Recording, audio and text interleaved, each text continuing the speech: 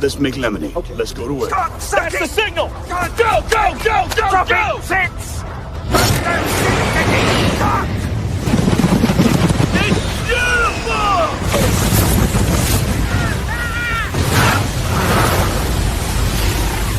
Mother Nature just pissed her pants, dude! Start your day with a jolt of energy and no-holds-barred opinions. This is The Rush, where Travis Justice and Ross Peterson bring you bold, unfiltered, and uncensored takes on sports, life, and everything in between. Buckle up and let's go. Welcome to a fun Friday. Justin Miller along for the ride here to get us to a weekend. What is up, Justin? How are you, buddy? What a I'm having a stroke. What a weird Thursday, man. I was going to say wild, weird. We'll get to a lot of basketball stuff, obviously. You and I were just talking life right before we came on. Yeah. So how are you? What's new? Been a couple days since we talked to you. Doing good. Doing really good. Can't complain. Watching basketball 24/7. Thank you. Thank you. And actually, like Megan and I've been doing a really good diet since like January. And I've lost diet because when that's what happens when you lose a job, you have to go to basically you've been eating boiled water. Basically. Yeah. It's amazing what it does for the diet and the skin. You look good. not DoorDashing fast food. We've all been there. We've all been there, brother. All right. Should we just dive in, man? Because I feel like we have so much to talk about with basketball. We do have some fun stuff to get to. Joe Heho is going to hop on with us at 7:30. So remember, Heho was with us a couple of Fridays ago. What was it? It was Friday before Valentine's Day. He came on and talked to us about like places to go. So we're going to talk about places that he would go on St. Patty's Day, and maybe talk to him about different speakeasies around town. Have you been to any of the speakeasies, Justin, like hidden bars? I think my dad and I went to one, but it not enough to where like I'd know where I'm going. So this will be good for me because like Megan wants to go out for St. Patty's Day, and I'm one of those people where I'm like, man, though, I don't want to go when it's like crazy packed. Like that's amateur night. That like holidays are amateur night. I want to find a place that would be like fun. And you're a pro? No, but I just hate being around that many people. What are you talking about? You just don't like people. Like that many people. When you're stuck in a bar and you're like this, listen, you're barely. I'm not trying to sell you on it. I'm not trying to sell you on it. I just didn't. The whole it's amateur night. What? I'm 24. I know life. Come on, we're just talking about how amazing I am at making decisions before we started the show at 24. Yeah, right. Exactly right. I know things. I was having that conversation with Justin that you have with the 25-year-old version of you. Like, dude, you still got the world by the tail. Here, can we in fact, can we just kind of, because I do think that there would be people that would be fascinated by what we were talking about. Okay. Absolutely. And we're going to listen, a lot of basketball. We're going to spend a lot of time talking about Fran. I wish we could take phone calls. I screwed something up. I've already screwed something up. We're supposed to do the one without the number. There we go. Because we don't have the phone right now. Well, what happened to the phone? Well, the phone is at that software only exists at Travis's house. And even though that seems like something that would not, we can get all of the other software. That's a hard one. The phone call is the phone line. Anyway, so we don't have the phone line. We do have the comment section, and we're going to talk a lot about the Fran situation, what happened last night at the end of that game. But as we're getting ready to get started here, Justin tells me about a conversation he had with his dad. His dad, who's about my age, by the way. And his dad and his buddies were talking about Justin's current situation. Okay, now, a lot of people would be like, oh, Justin's unemployed, 25 years old, living with his girlfriend, unemployed. That's not... I want to paint a different picture for you of Justin, because we've helped him out. Justin is has a couple opportunities. Not only is Media Row Podcast kicking butt, and he's got Kelly's Little Nipper sponsoring that for him. Justin landed a job, and he's going to be, and you were offered a couple jobs thanks to our Rush listeners, and you were offered a couple things, right? Yeah, and that was really cool because, again, like you and Trav always made me feel bigger, a bigger part of the show than just a producer. But there's times where you're like, oh, I doubt listeners really know who I am. I'm just the guy pressing buttons. And yeah, had a couple of people be like, hey, heard you on the radio. You seemed cool. Here's a job offer. I'm like, that's really cool. Like, that means the world. That warms my heart. And you and Trav have definitely helped me get in contact with a bunch of people. Well, so from Justin's dad's buddy's perspective, here's their picture of Justin. Justin is going to be working. Can we tell people what you're doing? Yeah, absolutely. Justin's going to be mowing at Grandview Golf Course. Okay. So to a lot of guys, they're like, I've always that's something I wish I would have done for at least a summer. You're 25 years old. You're going to be doing a podcast about the Drake Bulldogs and mowing a golf course in the morning. I mean, it doesn't sound terrible. It doesn't suck. And so they were like, you're living, their version of it is, man, you're living the dream.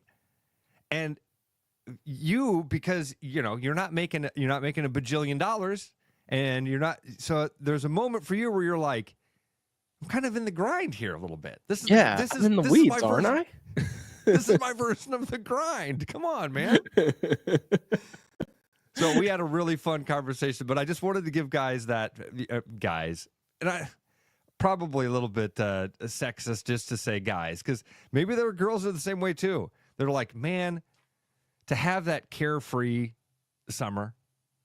Justin, this is part of my deep. Yesterday we got really deep about laundry. We're getting deep right away here about this. Deep about laundry. Okay, I'll have to go back and listen to that part. My dad, and maybe this will help us transition into some of the heavier stuff that we want to talk about today. I got the chance to do what you did, Justin. Let's be honest. Did I ever really go back?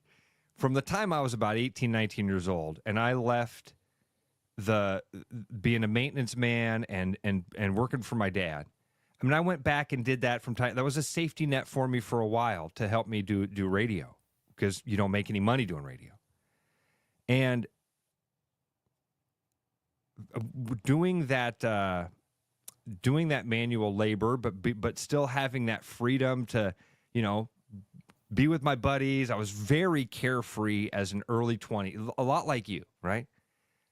And at some point in time, about 23, 24, 25, I started to, you look at your dad different, right? You're like, okay, what was my dad? My dad was in Vietnam at 18. My dad did 3 tours in Vietnam, came home, and met my mom when he was home in San Diego. That they met in San Diego, even though they're both from the Midwest. Know that. Yeah. When my dad came home from Vietnam, my mom was on her road to be a hippie, and my dad met her and fell in love with her and chased her, but started the family right away. Was an adult from 8.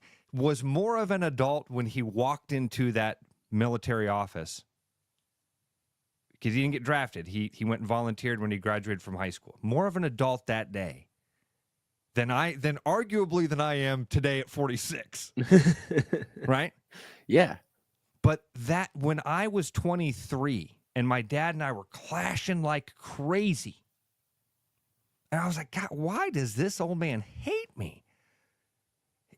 He didn't hate me. It took me a while to realize he hated that version of me. He saw this thing of like, what, you are wasting this time.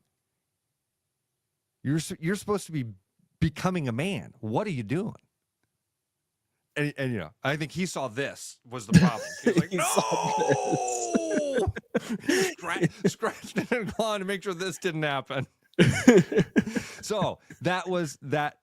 there we go. But there's my deep meta 24, 25. That's why we had that conversation we had before we. But it's nice to hear because there's a part of me where I'm like, man, like, a year ago I was traveling to Boston or whatever and feeling great about the future. And right now, man, I'm in the grind. And it is great to hear people be like, no, dude, you're mowing a golf course and you're talking sports still. Like, you're fine. And you're going to work with some really fun people at Grandview. You're going to work with some awesome people.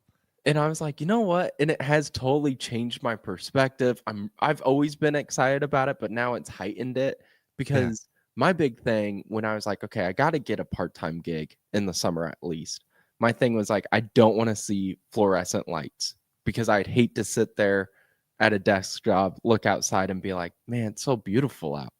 Like, yeah, if that means chopping up some trees and weeds, listen, I'm down for that. Justin, listen, and I know we have a lot of people that are headed to those types of jobs right now, and I will be honest.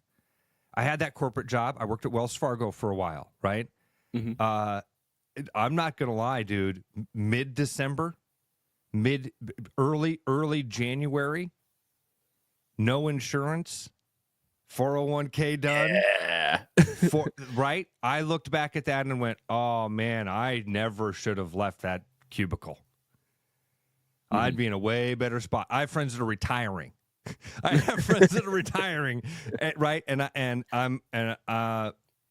So there is an appeal to that, and there is a safety and a comfort in that, right? Yeah, my mom has had her same job for now, man, 35 years. And, she talks about how in the summer it's a grind, but then, she's on her way to being able to retire at a good time. It's been a great job. So, yeah. Dude, my friends that are retired from the military, my buddy Tyson did both of them. My buddy Tyson Mixon, man, 2-fly tie.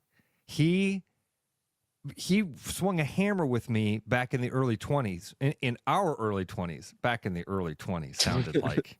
Yeah. You're playing with hoop and stick. Yeah. That's where I found these radios. Bought them brand new.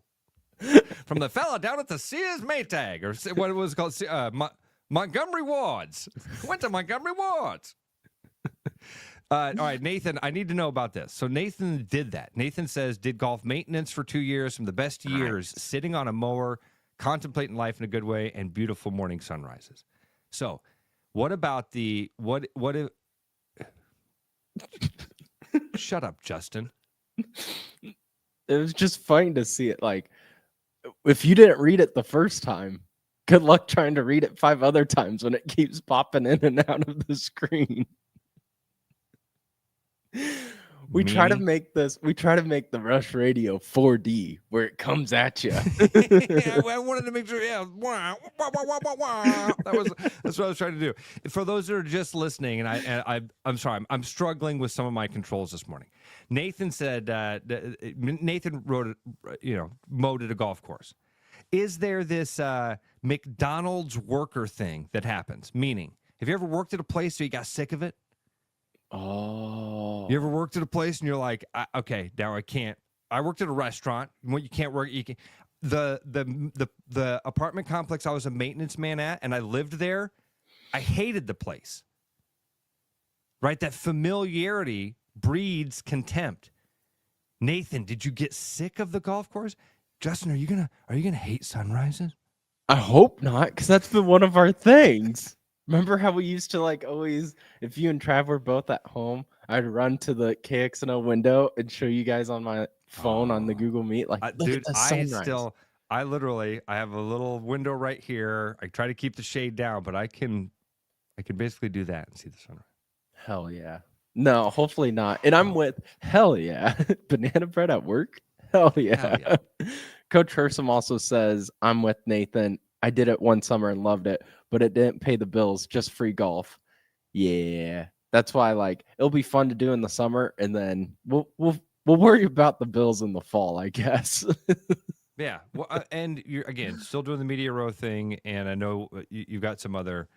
So anyway, that was our big life conversation. Welcome to our Friday here. Justin, fun day of basketball yesterday, honestly. The Iowa State game was an exciting game. I want to start there because I think we're probably going to take a lot of time talking about Fran.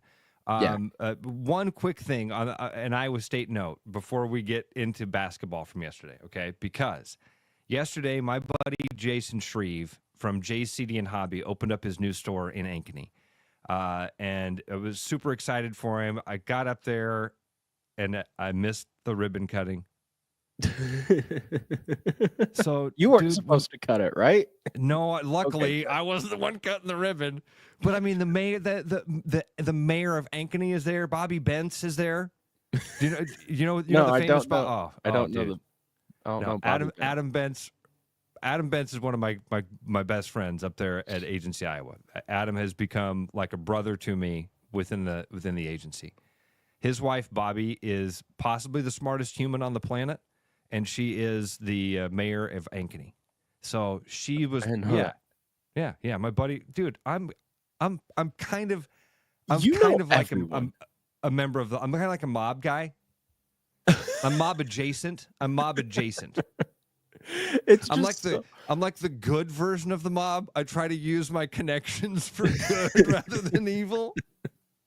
It just reminds me of like within the first month of me doing the show with you and Trav, I was hanging out with my dad. I think we were golfing actually. And he was like, dude, I love listening to the show because I love figuring out what 8 people Ross is going to be best friends with today. He's like, oh, Tommy, he would live next door to me, and his mom had the first ice cube tray that I saw. Yeah. So we were, and I was like, that wasn't Tommy, that was Ryan. Ryan was that guy. Ice cube tray was Ryan. We called him. Oh, okay. We called him Trey. Ryan. Oh, okay. Trey. Yeah. Jerks. It's funny. Why do I like your dad so much? It's just funny because like, the whole Grandview Golf Course. I was like, hey, there's that guy who listened to our show, and you're like, John, here, let me give you his number. And I was like, you really do know. And then look, it worked out look at what those connections led to, right? I know. It's awesome. Yeah. I'm not complaining. I'm saying it's awesome. Yeah. So I'm headed up to Jay's yesterday, right? Because I'm really went up to go see Jay. But if I can see Bobby Bentz cutting the ribbon, and I think actually Jay's the one that cuts. The way that works is the store owner is the one that cuts it. And it's like the Chamber of Commerce folks are there and all that, right? So I missed the ribbon cutting though, dude. I got there at like 1:15. So nonetheless, I went up there because I was getting some few things for real estate clients, and Jay is amazing at that because, if I'm in somebody's house and I see they have a Seahawks helmet, then I can go to JCD and Hobby and get Seahawks stuff for them. If they are gamers, you can get gaming stuff, right? There's amazing stuff. So we have a really cool giveaway. Here's something Jay gave me yesterday. Check this out. If you're listening on the radio, this won't mean anything to you. But if you're watching, Jay gave us a signed Iowa State basketball. Signed by the 5 starters, essentially. Oh, yeah. Jefferson, Milan, Jones, Lipsy, and Jackson. I mean, you got to get now one of those glass frames for the basketball. No, this is not for me. We're giving this to somebody. We're going to give this away to a listener. That's not even for cooler. Me. Yeah. Oh, yeah, dude. Yeah. We're going to figure out something. So pay attention because I know there's going to be a bajillion of these things thrown at you over the weekend as we get through Selection Sunday, but we're going to do some sort of Rush Madness tournament. Okay? Ideally, we set it up where we're giving away a slew of stuff. Maybe if somebody's going to get oil changes from Willis. Somebody will maybe get a bug treatment from, we'll get you discounts to Absolute Garage and Closets. We'll figure something out. Somebody's going to walk away with some Coca-Cola. Who knows? We're going to let some other folks get involved with throwing all that stuff together. But want to let you know, as we're talking about Iowa State, very cool prizes coming up here from the Rush Radio and therushradio.com. All right, Justin. So before we get into the Hawkeyes, let's talk real quick about Iowa State. Nothing to hang your head about. And we hate to say these like no moral victory things. They were playing like they had nothing to lose yesterday and Eric Heft said this, because they didn't have anything to lose yesterday. No. And you're playing without a true point guard. You're kind of playing that point forward type of thing for a while. Nothing at all to hang your head about. And I really don't think that affected seed in any way. You get a little bit of rest. I mean, I'm not even just trying to find silver linings here. Not a good thing that you lost, but not a bad thing. Yeah, of course, if you're a Cyclone fan, you feel 1,000 times better about winning and moving on to the semifinals. But yeah, you have to look at it of you didn't need to win your conference tournament for really anything. I mean, you were locked into the NCAA tournament regardless. You lost by 4 to a team that has now won 9 straight. You were right in that game without your star point guard in Taman Lipsey and without your star shooting guard in Keyshawn Gilbert. And Lipsey could have played, but I think every Cyclone fan would agree 60% in the Big 12 tournament isn't good enough to risk being 0% in the NCAA tournament. Absolutely. I thought that yesterday, when they won on Thursday afternoon, or they won Thursday, morning, but the one in the afternoon, I guess. Yeah. And I was listening to the post-game show. Otts is on with John and Eric. And they're kind of joking. I think we talked about it yesterday. Like, man, we're going to have to lock up Taman Lipsey not to play. Keyshawn is probably not playing on Friday, but Taman Lipsey, there's no way he's not playing on Friday.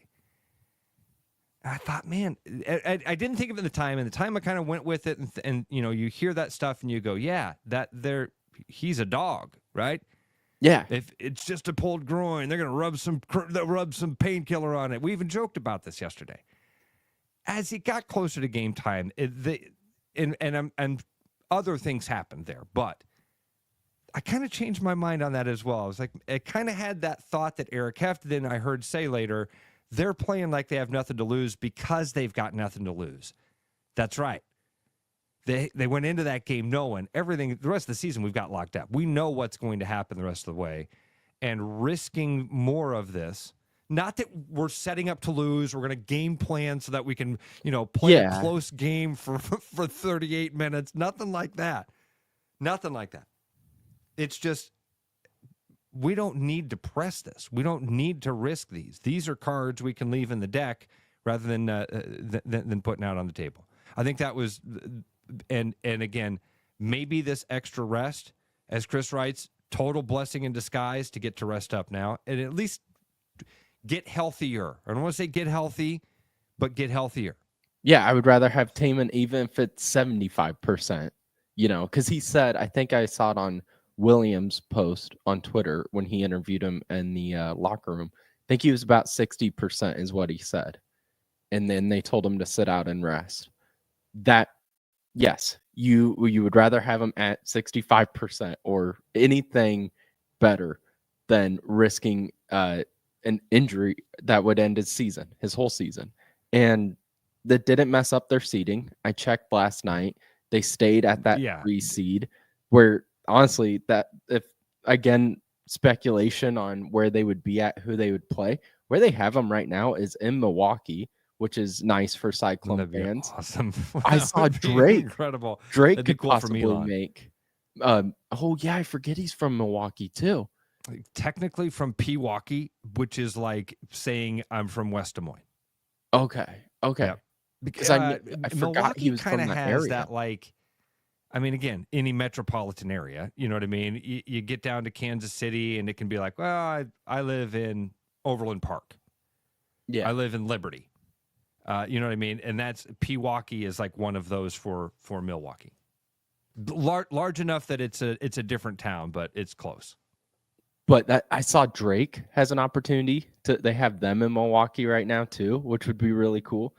But they would take on the winner of like Michigan or VCU in the second game. So I feel comfortable just looking at that, even though they lost yesterday, knowing that if they bring back Keyshawn a little healthier, Taman a little healthier, you could still have a nice setup and a really strong team to make a Sweet 16 run and hopefully even further. because we know what this team's capable of. It's just they've kind of been hit with an injury bug, and they played in one of the toughest conferences in the country. Right. Speaking of what this team's capable of, Curtis Jones with one of the like all-time runs. He had 21 points in just over 5 minutes. He ended with 31. He was 11 of 22 and 7 of 15 from three-point range, but that is one of those situations where a box score a line can't give you what that was for a period of time. And I'm trying to remember. Let me go back here real quick, Justin, and see. I don't see when he started that run. I'm just guessing when he started to go nuts. At one point, Iowa State was down like 10, 25-15. Was it around? It had to have been around that time that Curtis Jones, against a good team that's rotating dudes and keeping fresh legs, Curtis Jones was the best player on the court for a long. I mean, that was like, Tyrese Halliburton used to be able to do that. I was going to try to say, when was the last time we saw an Iowa State player that could take over a game like that? But it was different with Tyrese, right? I mean, you didn't get these hot scoring stretches. He would dominate the game, and you could tell he was the best player on the court. This had a different feel. This had a, again, different look. But man, Royce White used to be able to do this. I'm Marcus thinking Fizer used to be able to. I'm really going back here. Again, George would have moments, but I mean, 5 minutes. There's a. You see this from the Kevin Durant's, the James Hardens, the Michael Westbrooks, guys that are like elite scorers do that for that long of a time. That was a fun stretch to watch yesterday. Is it feeling different for Curtis Jones just because, man, a year ago he was coming off the bench. He won Sixth-Man Player of the Year for the Big 12 this season. Is that the reason why it just feels different? Because you're like, man, this is a guy like that transferred from Buffalo, wasn't a huge name. His mom was talking on the ESPN broadcast about how, yeah, he still struggles with confidence. And then you see him out there put up 21 points in 5 minutes and like talk about his grind of how he hit a game-winning 3-point shot in his state tournament semifinal to send his high school team to the championship. They were telling us on ESPN, and how him and his mom were like, this is the moment. Here comes the letters, and nothing happened, and how that like hurt his confidence. And now you wouldn't guess that watching him play. So I think maybe there's a reason. There's a different feeling when you watch Curtis Jones. Really good, Justin. Seriously, really good. That's a great take about. Did you see Jay's comment? I did. Is that what you're laughing? He's like, 2 minutes, Ross. Listen, we get to make our own rules here, Jay. Okay. And this is not a knock. And since I get to rant now and ramble, Jay, now I'm going to go late.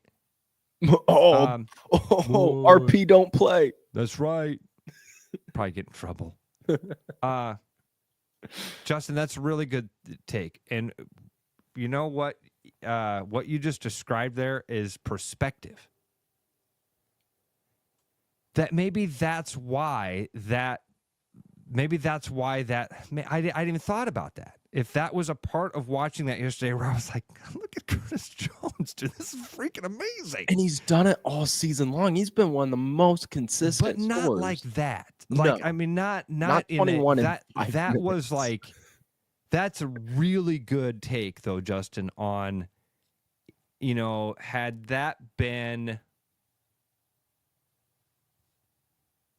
like, if still 21 and 5 is 21 and 5 is crazy. It's for crazy. Whoever does it. It's crazy. But like, with Iowa, when you are kind of centralized around Dix and Sanford, for instance, if Peyton Sanford had gone and scored 21 points in 5 minutes, that's 7 3-pointers. it wouldn't have had that same feel. It wouldn't have had that feel that we saw yesterday, where you're watching that up and down on both sides of the court going, dang, he's the dude. It's been incredible to watch because, perspective. I think good idea. He's been so consistent. Also, he's been looked upon as the go-to guy now, which, all right, talk about stepping up. Because, again, Jay, I'll get to break, Jay, promise. No nasty emails. And, Jay, did I see that you got engaged? Did I see that on Facebook or something? Let me know if that's the case, because if so, congratulations. And if not, maybe it's congratulations not time. You settle to down. the other. Maybe get your poop in a group. How about that? So at the old place, one of my favorite ladies, I worked with her the entire time that I worked there, but her job was to send us the emails when we didn't go to break in time. And I mean, that wasn't her only job. She had 1,000 other jobs. But one of her jobs was like, hey, you guys missed this break by 45 seconds. Because we had these true windows of time that we had to hit. You know why? Do you know why we had to take breaks at very certain times? Most of the commercial contracts, the commercials could air within an hour or even a several-hour time slot. You know why we had to take breaks at exactly the right times that we took the breaks? So that the traffic that was recorded in Chicago where the people didn't say the right name, and Kenny and Adele, those things that were, it's a speed limit trip coming in from the metro. Or they would just, remember when they got so lazy, they'd just start saying numbers.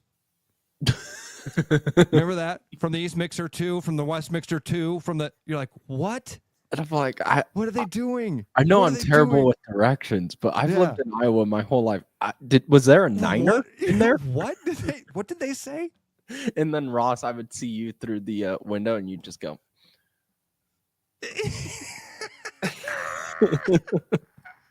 Good thing we had to end that conversation. The fun thing we were doing, we're taking these great calls. Hey, we need to shut you up because we have to let people know that there's nobody on the freeway so that somebody can get paid. Will you shut up so that we can tell people, hey, it turned out to speed limit trip on the metro? Yeah, because it's 6:05. Also, Jay wrote back to you and says, nope, LOL, but I am going to drink some wine with a lady friend this afternoon. Oh, okay. All right. I saw something else. Well, congratulations, Jay. Yeah, Jay putting on friend thing. Maybe he's about to get engaged. Ooh. Maybe I just had a Rostradamus moment there. Yeah. Did anybody think of that? No, because it's smart of you not to think of that. All right. My dad even texted and said, commercial break? Again, I don't know why I like your dad, but I do. I don't know what it is, but I like him. He keeps us all on track. Follow us on all the socials there. We got X, Facebook, Instagram. Justin, I'll be back just a moment. March is a perfect time to buy at Willis Chevrolet of Granger. Drive home with low lease payments and special financing options for 2025 Equinox and Traverses. 2.9% APR for 72 months plus up to $7,500 in federal tax credits for eligible buyers. 2025 Equinox EVs and Blazers EVs. At Willis Chevrolet of Granger, we're here to make your car buying experience easy, stress-free, and friendly. Stop by today or visit us online to lock in these savings before they're gone. Is something in your attic keeping you up at night? Don't let unwanted guests take over your home. With over 20 years of experience, Bats and Bugs Pest Solutions is Central Iowa's trusted expert in fast, effective, eco-friendly wildlife solutions at a fair price. We safely remove bats, squirrels, raccoons, birds, and more so you can sleep soundly again. For a free estimate, call Bats and Bugs Pest Solutions today at 515-218-3400. You've dreamed about an absolutely organized garage or closet? See it for yourself at Absolute Garage and Closet's beautiful showroom in Urbandale. See the latest in garage storage, custom closet systems, and epoxy flooring applications up close, and imagine how good it will feel to have your garage, closets, or other spaces absolutely organized. Free consultations, friendly service, and quick project turnarounds, Absolute Garage and Closets is ready to bring peace of mind into your home. Visit Absolute Garage and Closets at 3169 99th Street in Urbandale or at absolutegarage.net. Missing a quality, home-cooked meal? You know, the kind Mom used to make? Lucky for you, we found her recipe book. Welcome to the High Life. Welcome to the Champagne of Bars. You know, Brian, at Central City, we really do have the best selection around. I know, high-quality stuff you can't find anywhere else. Whistle Pig Plantation Rum. Yeah, and over 150 of the best scotches on earth. And a ton of bitters, mixers, and more. You know what we are? High class. Definitely high class, yeah. Make way for the natty. Okay, maybe medium class. Central City Liquor is home of the 10% cash coupon. And the Wooden Nickel program. Hi, I'm Steve Ollinger, Service Director here at Willis Nissan. On February 12th, the Iowa State Patrol reported over 170 accidents during the snowstorm. This month, February through April 30th, we are offering purchase 3 tires and get the 4th for $1 to keep you safe on the roads. Go to willisnissan.com to schedule your appointment today.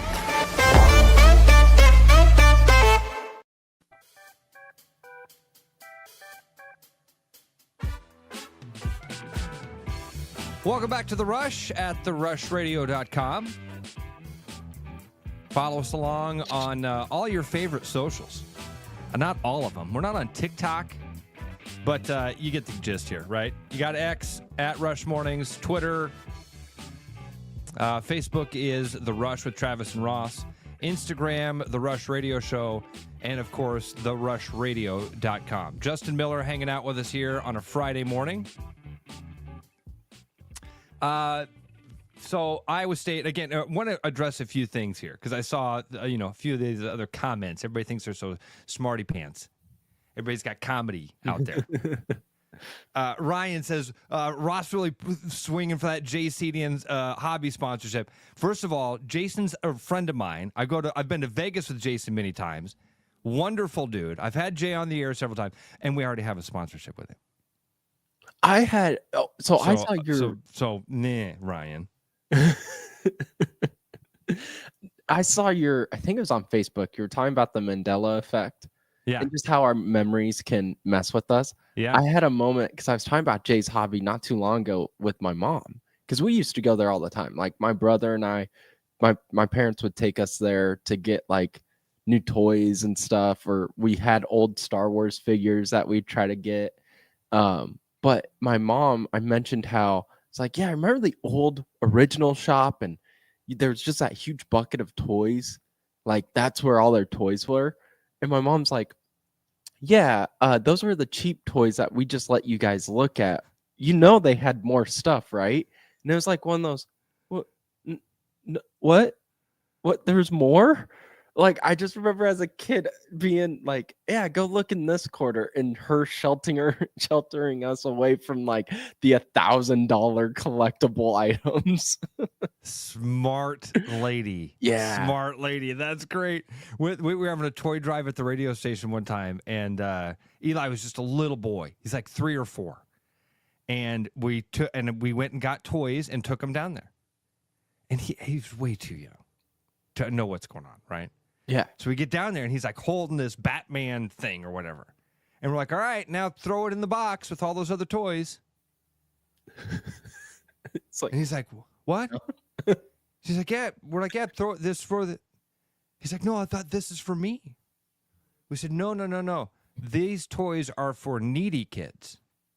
And he looks at us and says, I want to be a needy kid.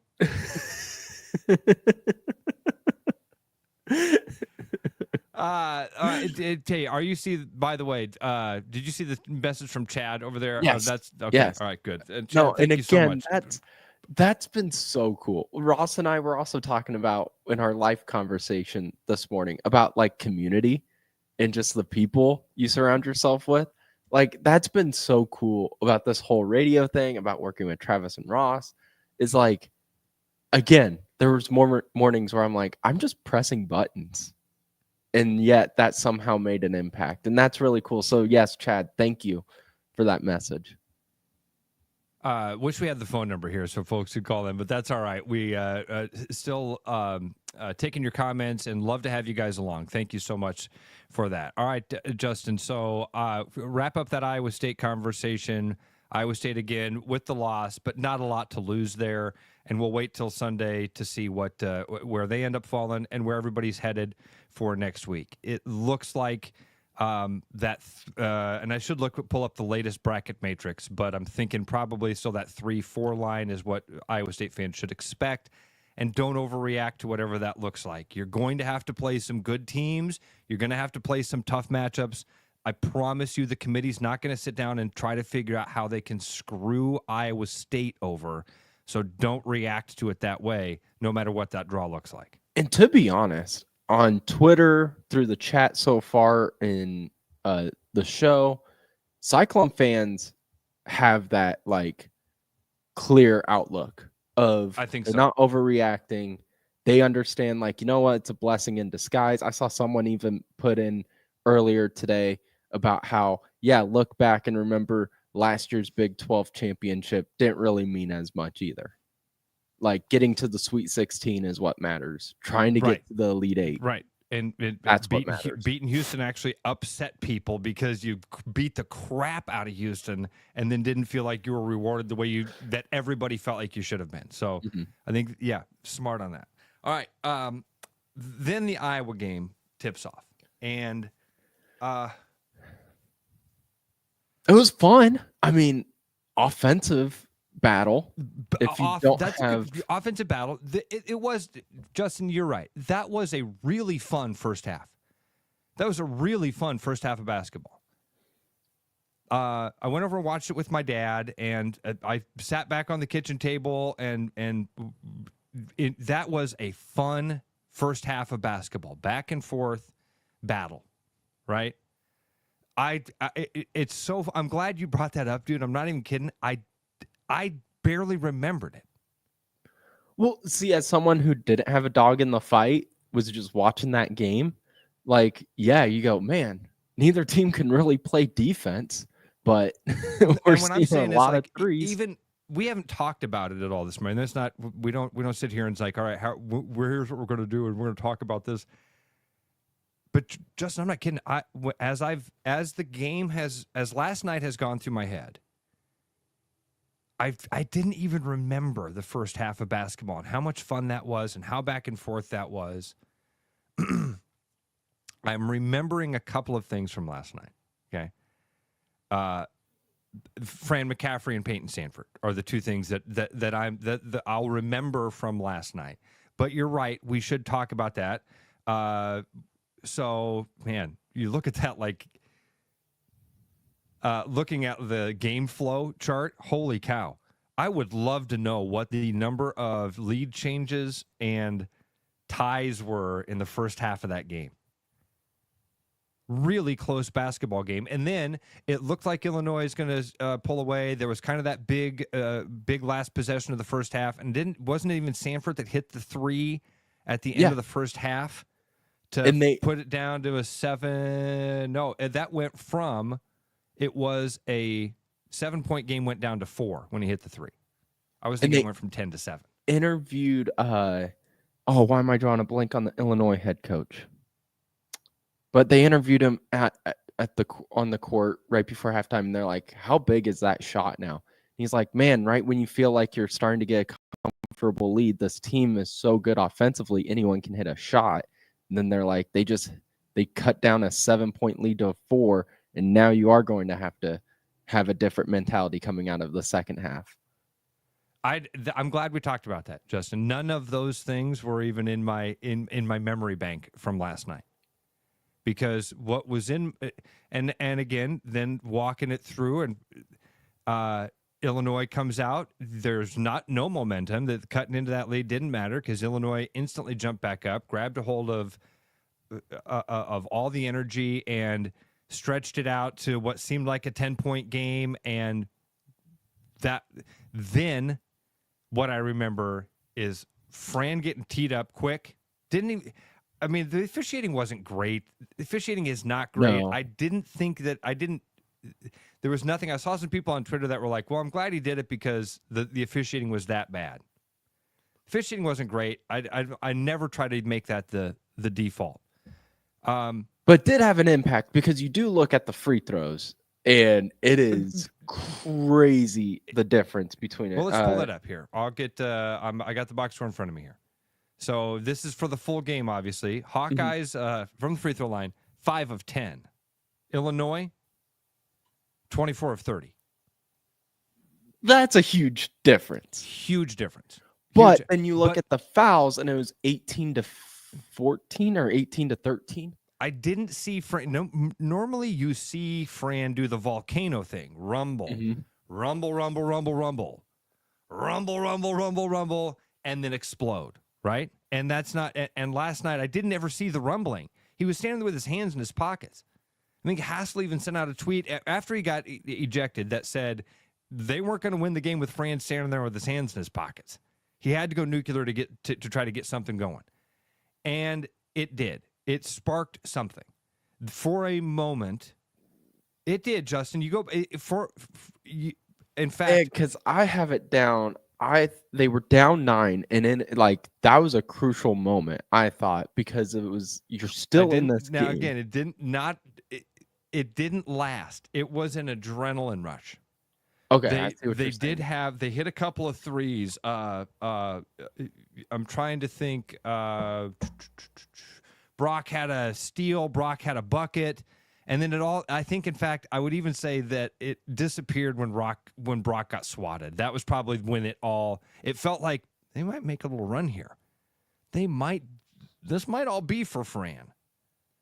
And I do think they had a moment there where the energy of that team, but that adrenaline rush happened, the dump happened. There wasn't enough. They kind of ran out of talent against against a much more talented Illinois team.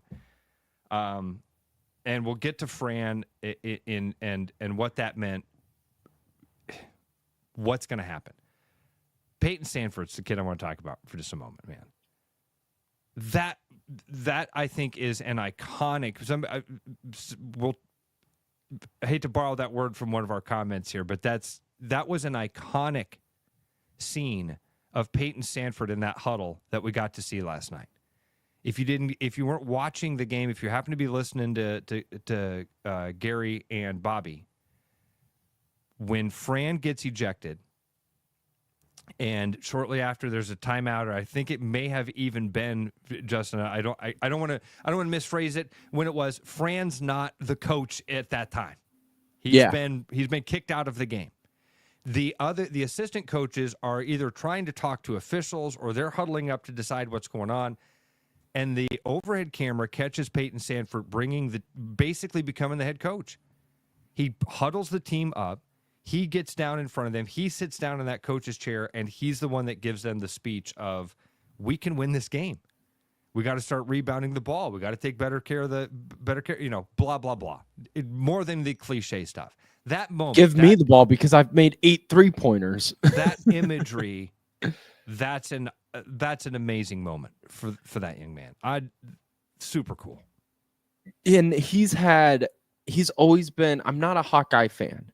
And Fran has been one of the reasons it's hard for me to cheer on Iowa men's basketball.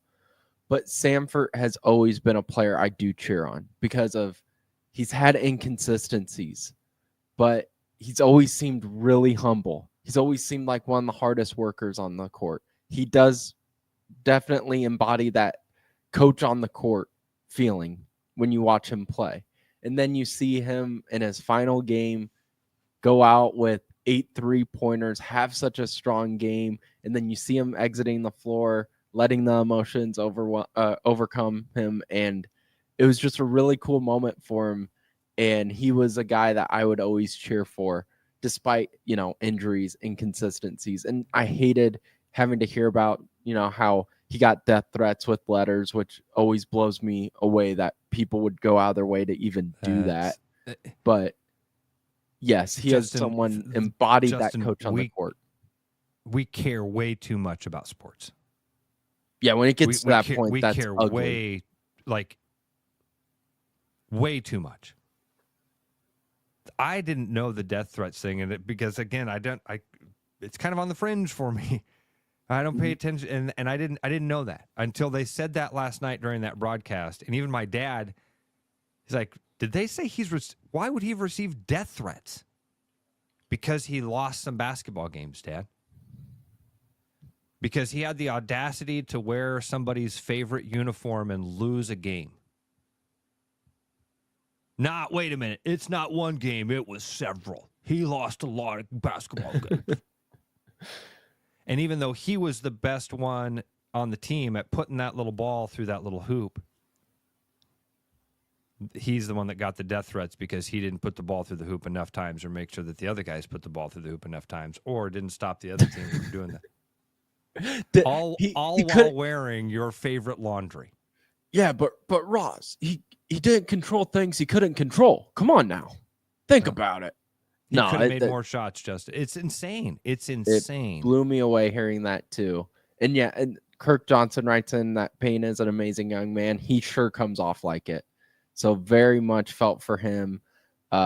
Just a tough way to end your career at Iowa. I mean, and there is that moment too where they like show his parents.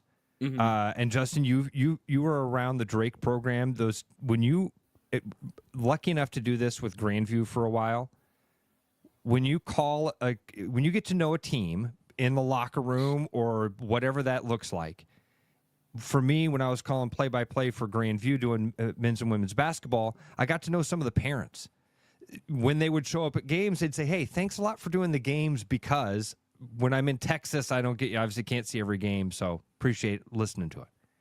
So you develop that bond over 4 or 5 years, and then there's a senior night that happens, and there's this last moment, and it's the last day of summer camp. Yeah, it's that feeling of like, oh yeah, this is over. Thanks a lot. And that last night, I feel like that's that last day of summer camp feeling. You see those parents, and you somehow connect with them also, and go, this is there. And think of all the time they put in. Now they've still got Price, and that's going to be there's more to that story, but that just reminds me of that bigger commitment. So all right, now we can get to Fran. Wait, real quick, can I say one more last thing about the huddle? So Samford's in the huddle, right, being the coach. I've always loved seeing players do that because Greg Popovich used to do that with the Spurs. He'd purposely sit out during his timeouts and let Tony Parker talk to his players. And then I started noticing Allison Pullman at Drake was doing similar stuff. So I asked her in a post-game interview, and she says she purposely does that because she wants the players to build their communication. And then she'll, like, the final 2 minutes of the timeout, she'll sit in and give her takes. But the first minute and a half, she wants the players to discuss what's going on because she wants it to feel more balanced of, like, it's not her talking down to the players. It's everyone communicating. And I've always found that so cool. I think that's an interesting thing, and it's a pretty cool, leader experiment there, right? To see. Yeah. I don't know about doing it every time, unless but I get that. I see the benefit of it. I didn't know that. I don't know that I've seen something like that before. I thought that was really cool last night, and you can't deny that emotion from Peyton Sandfort. And I have not seen. Game got over. I came home, tried to get to bed, but I didn't see the post game. I was trying to listen to Gary and Bobby because I don't know. I guess I wasn't anticipating that they were going to fire Fran in the post game. Yeah, I wanted to listen to what Gary and Bobby were saying and try to kind of read between the lines or hear between the lines about what was being said. So I didn't hear, and the TV broadcast moved on pretty quickly anyway. Oh yeah, they go straight to the next game. I haven't seen the post game stuff with Peyton yet, but Tony writes in that's pretty emotional and powerful. So I'll have to check that out at some point. Again, I want to be careful here because I want to be honest with you. I almost said I wasn't anticipating, but I'll be honest. I think there was a part of me that was anticipating that I would turn on the radio last night, or I would open up Twitter at some point before I fell asleep and see it's been announced. It's over. I don't want to be mean because that's not me, and I'm not rooting for the McCaffrey family. We just got done, Peyton Sandfort comes and he gives all of that time and energy and effort to Iowa wearing your favorite laundry, and the kid gets death threats. Mm-hmm. The McCaffrey family's been through some shit. Okay? All sorts of stuff. Mm-hmm. Some of it induced by us as fans. Some of it induced by us as media. Like having, when you sign up for something like that, you put yourself in the limelight and you put yourself in the center of the bullseye for some stuff. Some of this stuff they didn't sign up for. And some of this stuff was just life mugging you.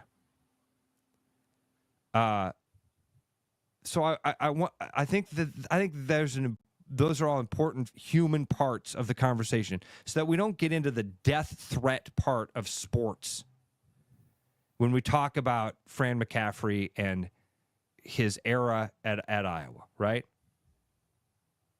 But I think it's time.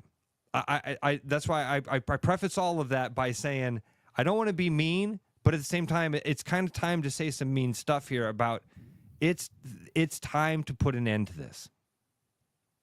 Can we just move on? Please, all of us. Can the McCaffreys please?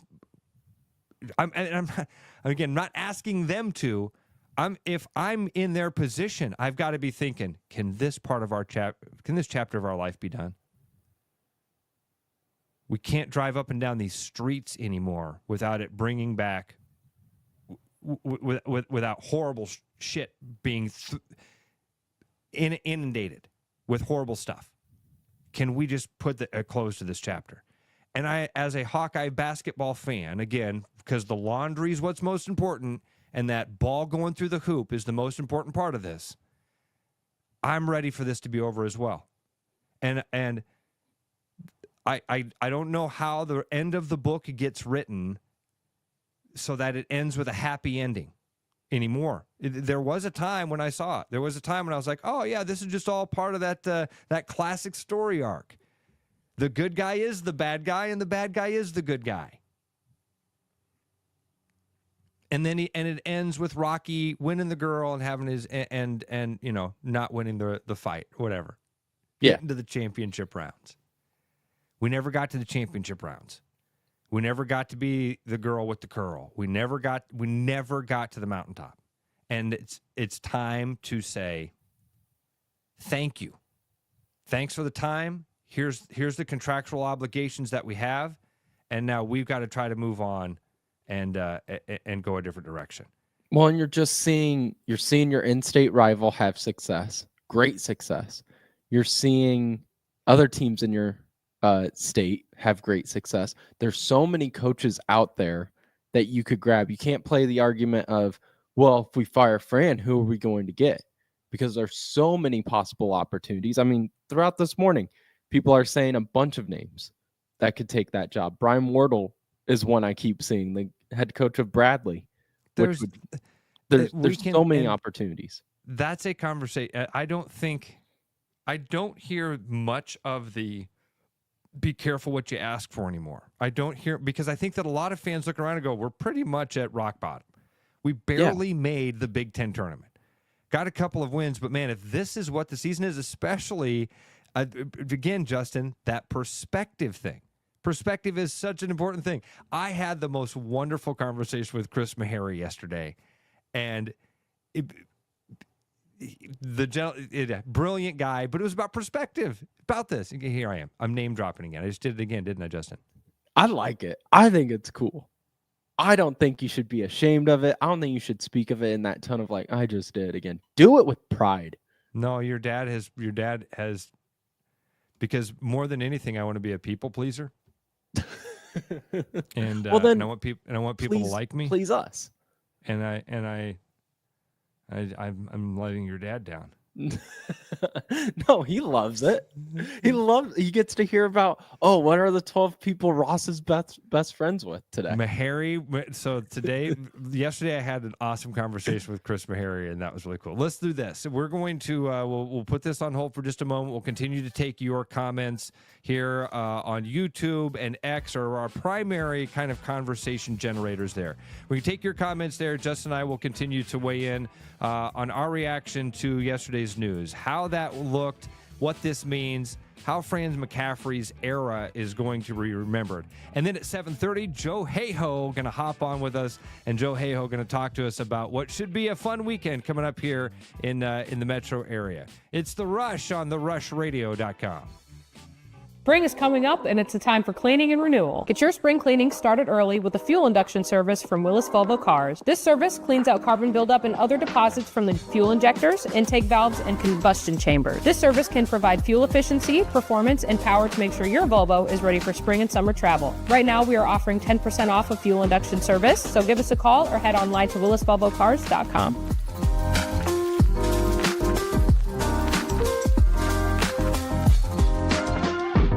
Is something in your attic keeping you up at night? Don't let unwanted guests take over your home. With over 20 years of experience, Bats and Bugs Pest Solutions is Central Iowa's trusted expert in fast, effective, eco-friendly wildlife solutions at a fair price. We safely remove bats, squirrels, raccoons, birds, and more so you can sleep soundly again. For a free estimate, call Bats and Bugs Pest Solutions today at 515-218-3400. You've dreamed about an absolutely organized garage or closet? See it for yourself at Absolute Garage and Closet's beautiful showroom in Urbandale. See the latest in garage storage, custom closet systems, and epoxy flooring applications up close, and imagine how good it will feel to have your garage, closets, or other spaces absolutely organized. Free consultations, friendly service, and quick project turnarounds, Absolute Garage and Closets is ready to bring peace of mind into your home. Visit Absolute Garage and Closets at 3169 99th Street in Urbandale or at absolutegarage.net. When it comes to mortgages, no one is more trusted than Gary Presnall at Northwest Bank in Des Moines. With more than 25 years of experience, Gary has been Iowa's top mortgage banker for the past 5 years. With creativity and professionalism, Gary is dedicated to finding unique programs to help you afford the home you deserve. Call Gary at 515-975-6767 or find his profile at nw.bank/Gary Presnall. Member FDIC, Equal Housing Lender. There's a new spin on casual dining near Drake University. Lucky Horse Beer and Burgers. Craveable faves, flatbreads, delicious burgers, frozen cocktails, and a crazy cool vibe. Get to Lucky Horse Beer and Burgers today. Missing a quality home-cooked meal? You know, the kind Mom used to make? Lucky for you, we found her recipe book. Welcome to the High Life. Welcome to the Champagne of Bars. I'm loving these wooden nickels, Brian. Yeah, I suppose everyone is catching on. Just spend $20 to get a wooden nickel. It's 25. Collect 10 and add up the savings on your next purchase. Some of these are worth $5. That could be huge. I know, right? That's why you have to spend $20. It's 25. Collect 10. It's like money back to you. Spend 20, you get another wooden nickel. It's 25. Collect 10 and add up the savings. It's huge. Central City Liquor is home of the 10% cash coupon. And the wooden nickel program. It's huge.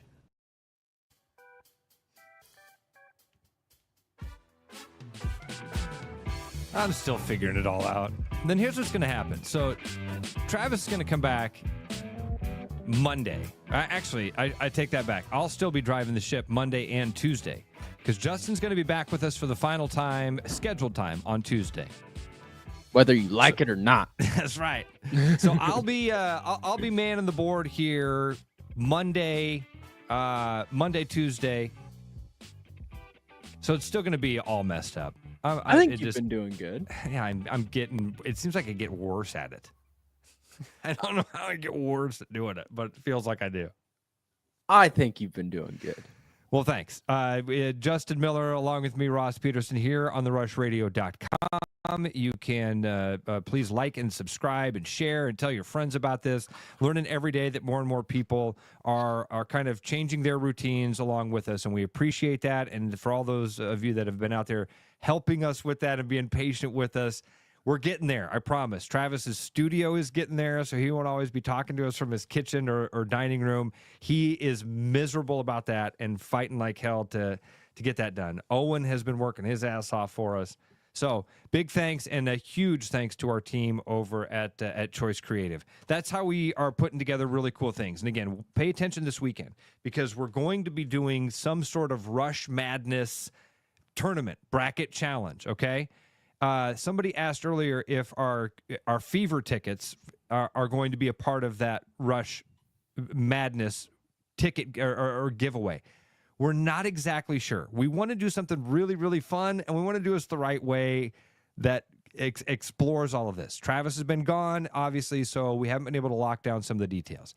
This is something we're going to be giving away also. My head's too.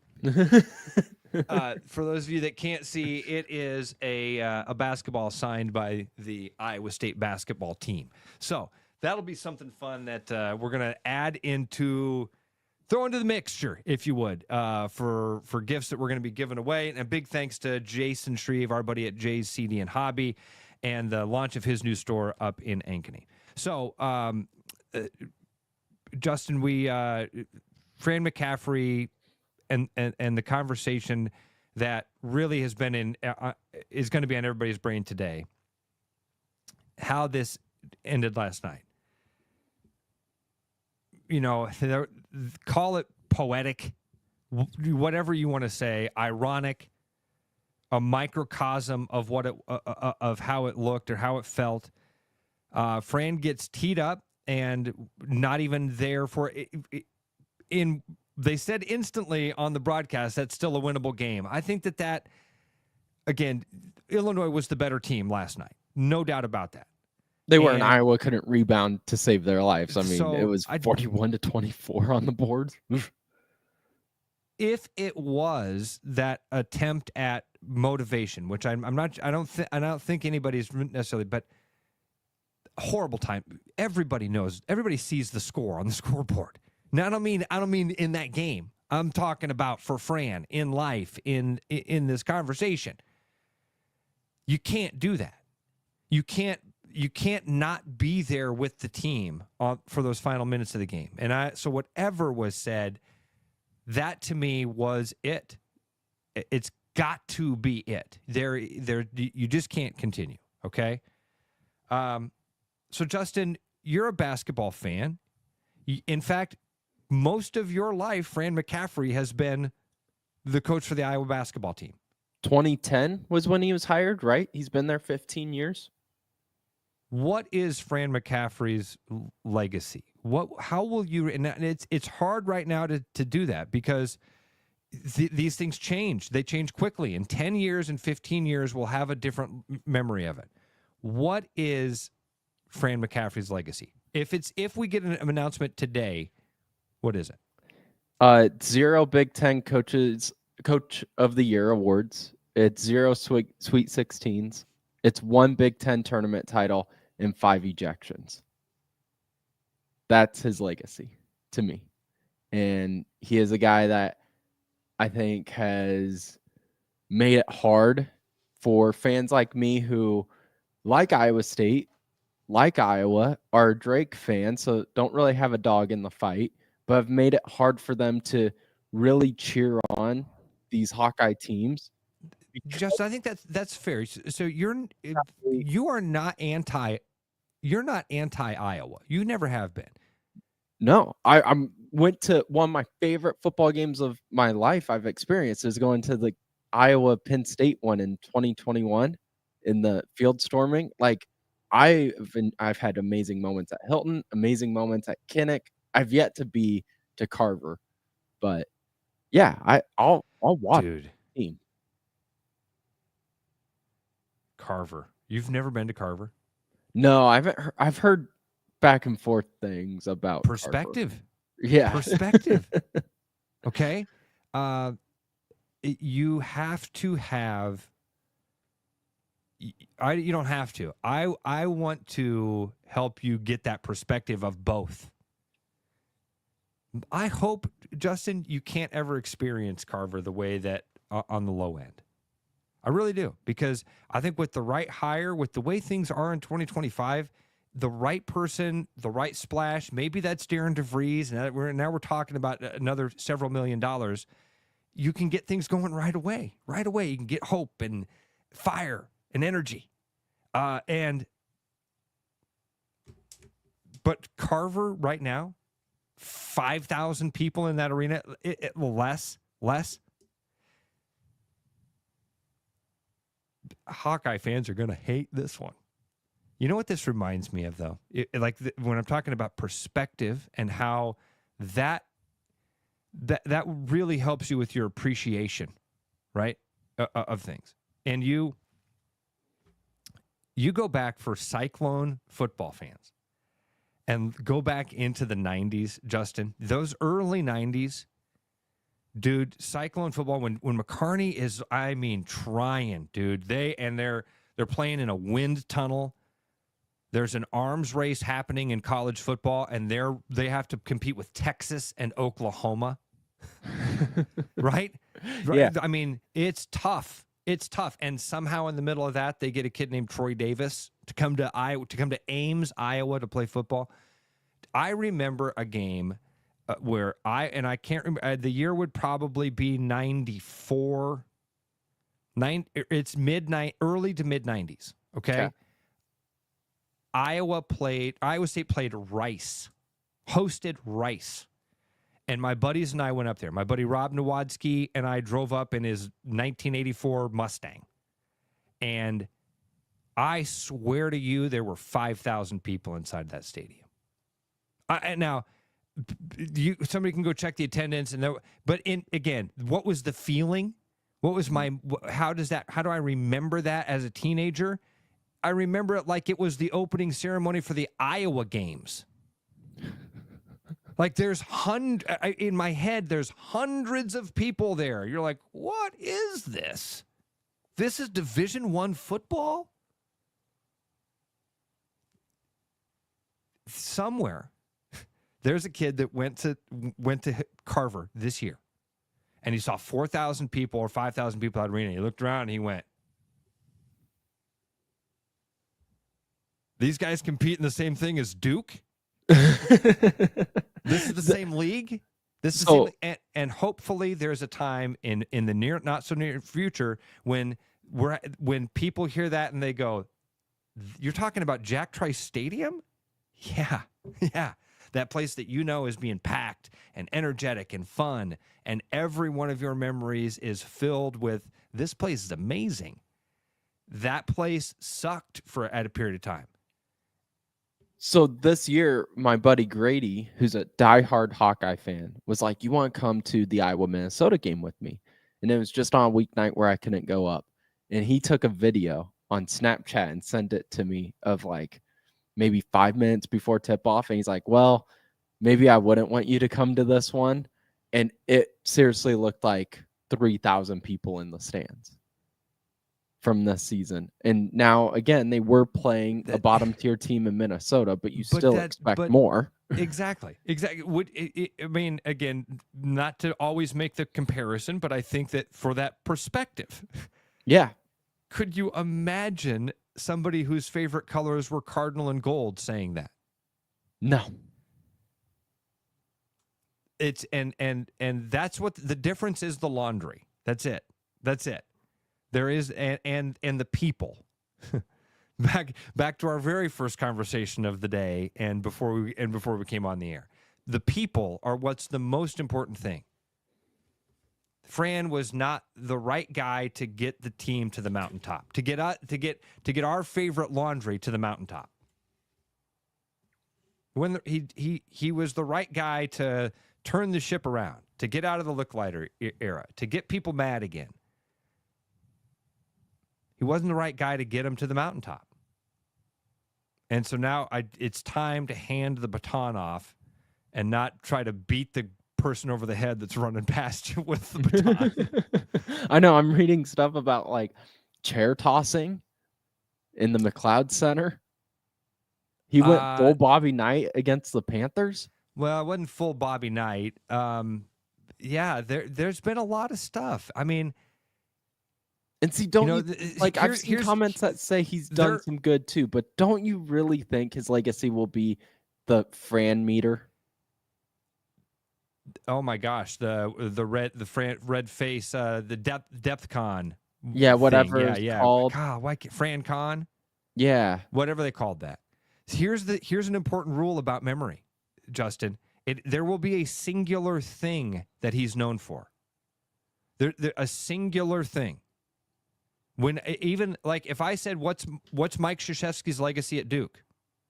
Championships. Winning or championships. Something, there's a singular thing that will come. Sometimes it's a moment. In fact, I know it's fresh because you say chair tossing, but you can do this over and over. I was going to say Bob Knight in Indiana because his legacy at Indiana is what? When he say was Bob kind of a hothead. Throwing a chair. Yeah. Throwing a chair. If I say Tom Landry and what's the image? Or I shouldn't say image. There's a singular thing. It's his hat. If I say Vince Lombardi, there's a singular thing you'll be remembered for. What will Fran's singular thing be? Jason's right. Were there good things in there? Yes. Is he going to be remembered for Luka Garza and the Murray twins? Is he going to be remembered for a 4-0 championship run in the Big Ten tournament back a couple years ago? Is he going to be remembered for what? He's going to be remembered for that Fran Con. He's going to be remembered for being a hothead, for losing his temper. And now something I saw last night, because a lot of people on Twitter were like, man, watch the game before Iowa. Tom Izzo was doing the same thing and didn't get ejected. True. Now, Izzo won't be, and very true, Izzo is a hothead too. Always but has. The dude wins and has won a championship, has gone to multiple Final Fours, has gone to multiple national title games. So, one, he has, I think people may be mad if I say this, but he's earned the right to have a longer leash, I think.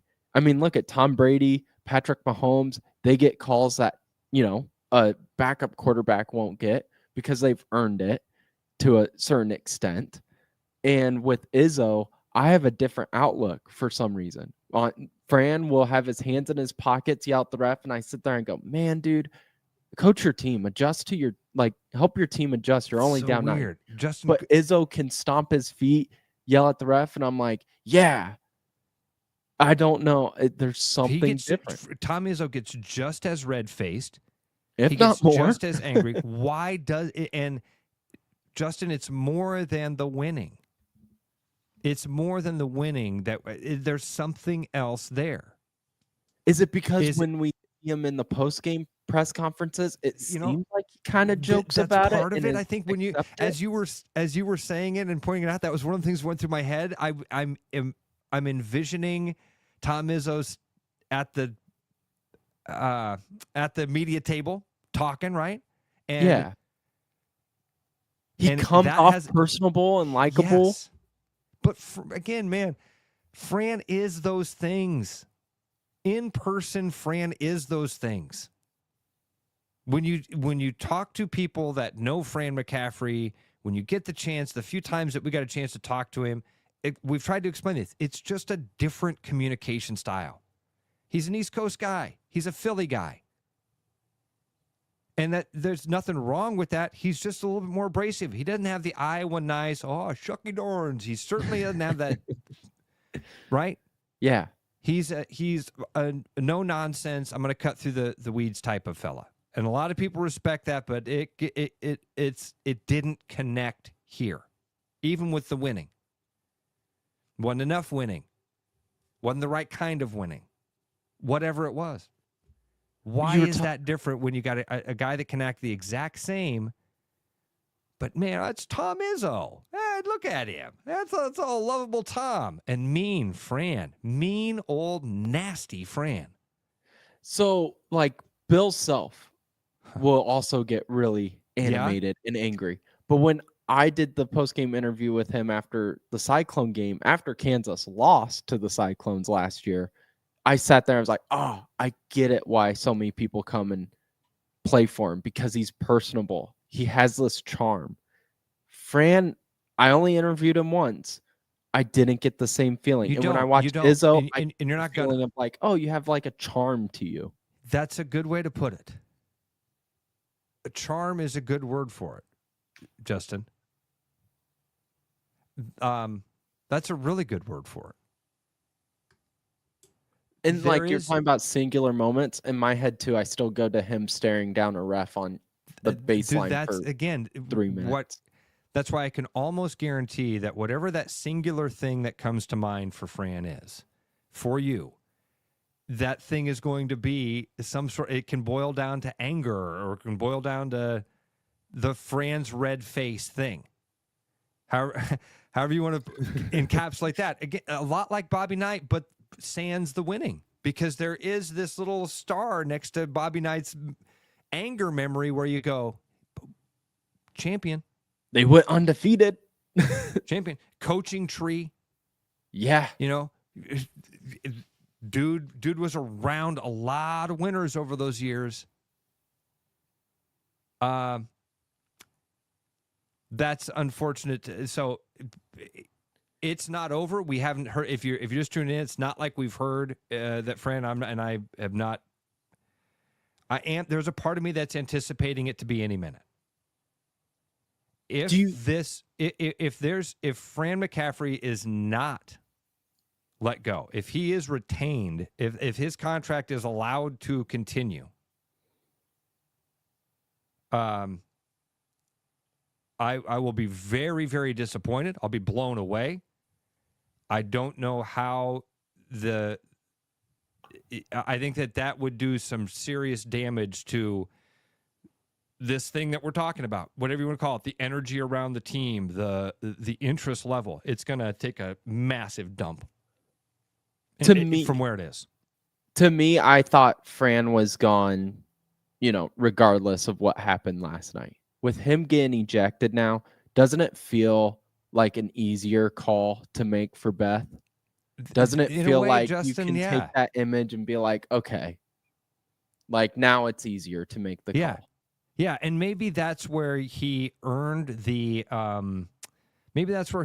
respect of not having it happen last night. And I'm not again. We've all heard the thing of like, oh, he got fired on the runway. You know what I mean? John Gruden, or not? Well, Gruden, I think, was one of the guys that happened to. But no, who was I thinking of? Lane Kiffin. Mm-hmm. We all know the story of Lane Kiffin, like climbing on the bus, and they're like, "Oh, Lane, did you check your bag?"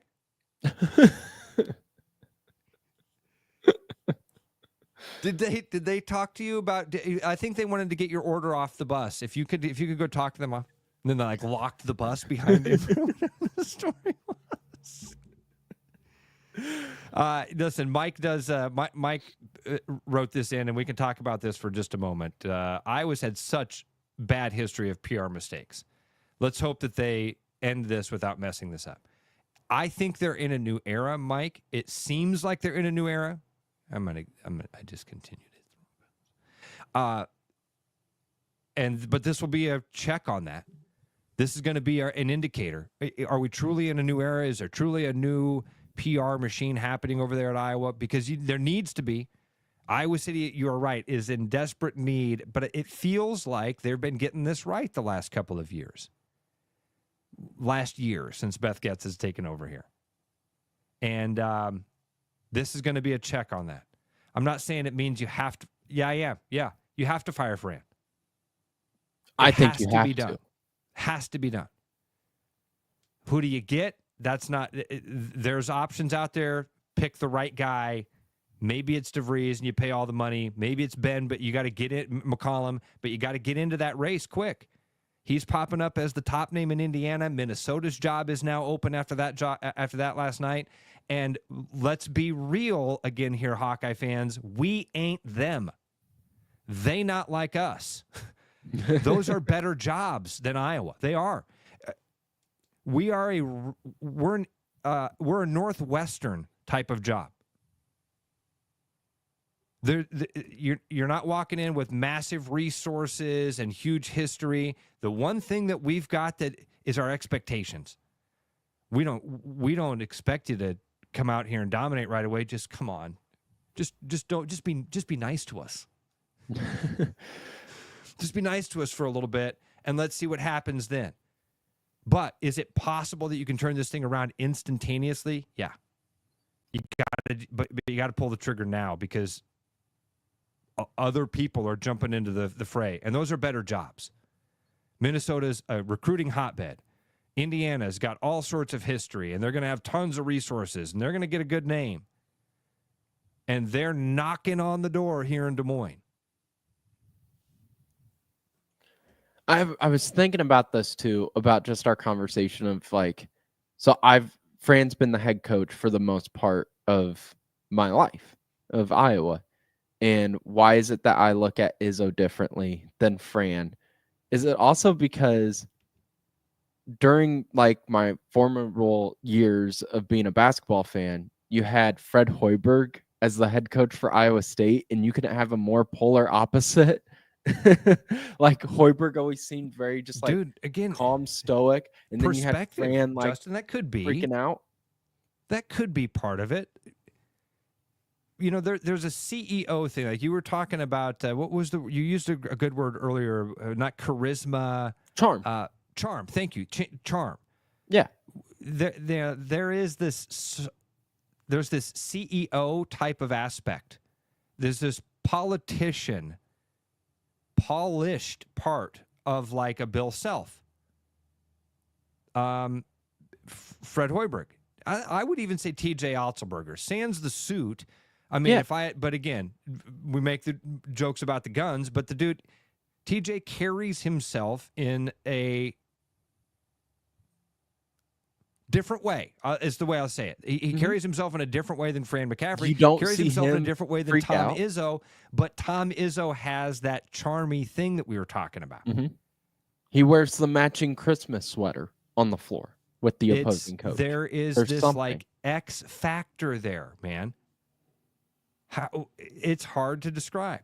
How is it that, you know, one guy smiles at you and you go, oh yeah, and the next guy smiles at you and you go, creep? Where's the kids? It's what's that meme where it's like the HR department where some guy can walk in and say something. I know SNL has done skits about that before too. It's like, yeah. Why did the second guy always look like me? I just always think of the one where like Tom Brady walks in and he's with Tina Fey, he like grabs her boob and she's like, oh, Tom. And then Will Ferrell walks in and he's like, hey, I need these copies printed, and she like beats the crap out of him.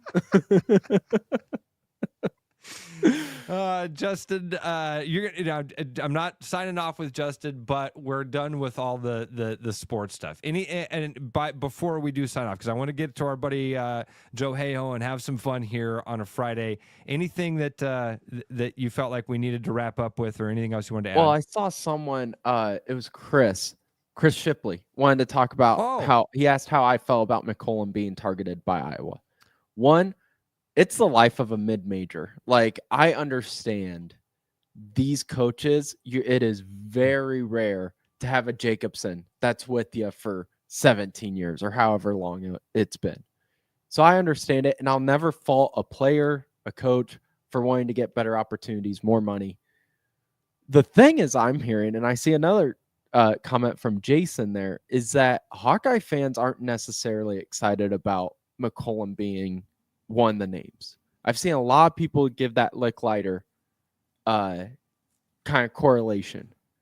And I like McCollum. You talk about a guy who can get fired up on the court, but then also has that very, like we've been talking about a lot in this segment, a polished CEO, kind of charmy, funny interactions with the media, with people, with fans. McCollum has that. He has that ability. He's also a proven winner too. When we talk, because I had not talked to Ben McCollum since he'd been in Des Moines, and we reached out to have him on this show. That was, seeing his face on here was the first time I actually saw, in person. But I felt like I was talking to him. Travis and I both walked away with that same impression. We hung up the phone and went, "Oh, now we get it." Yeah. That's that charm thing that didn't come through, doesn't come through on the sideline. Kirk Ferentz definitely has that thing.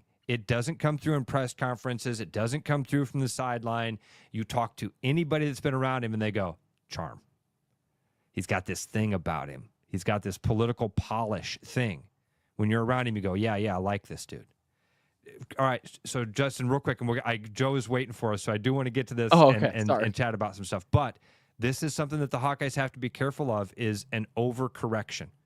We've talked about this. You went from Steve Alford. Nobody liked the slicked back hair and that West Coast vibe that he brought, so we went to Todd Licklider. You got to make sure that you don't do that same thing here and correct too much. I think that there's a fear there, but I'm not sure Ben McCollum's that guy. We're going to have a lot of time to discuss this. Travis will be back with us on Monday. We'll get into it. When we come back here to wrap up here on our Fun Friday, Joe Heho is one of my good buddies. Joe has become social media famous. Let's just call it what it is. The guy is like, he's an influencer, damn it. That's what we call these fellas these days. He's an influencer. We had Joe Heho on as we were leading into Valentine's Day. He was helping us out with some fun places to go. This is going to be a fun weekend to get out and about. And while you're doing that, might want to have some cool places that you don't know about. Joe's going to help us out with that as we wrap up a Fun Friday here on The Rush, therushradio.com.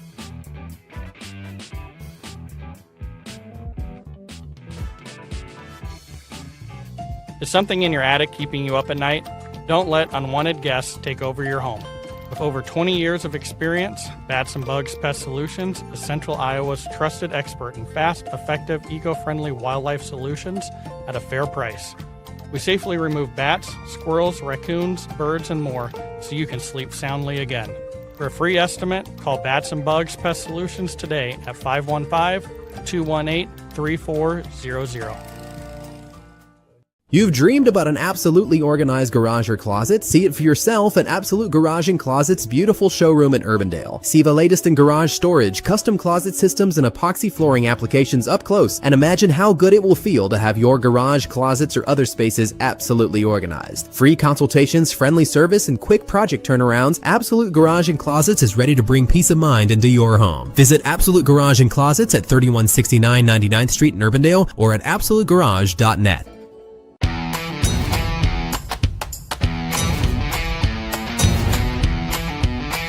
Largest selection of German beer in the world?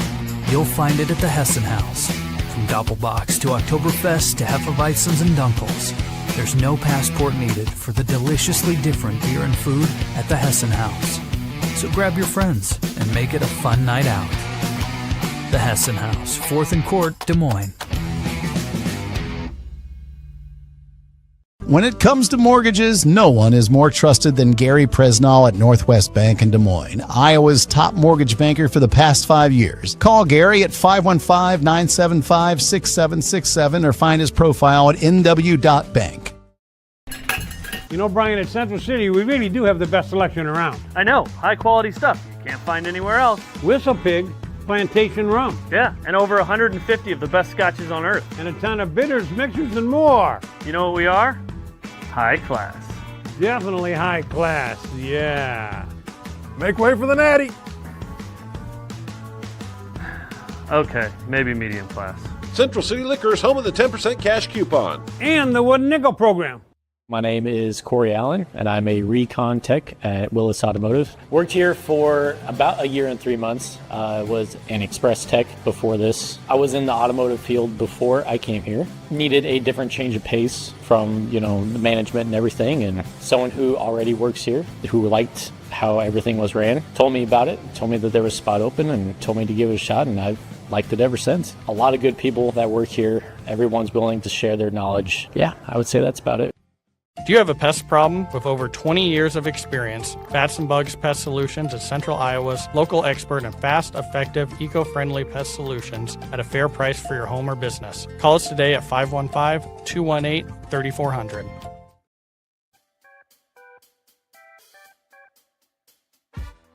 I also promise we have music coming. That's going to happen also.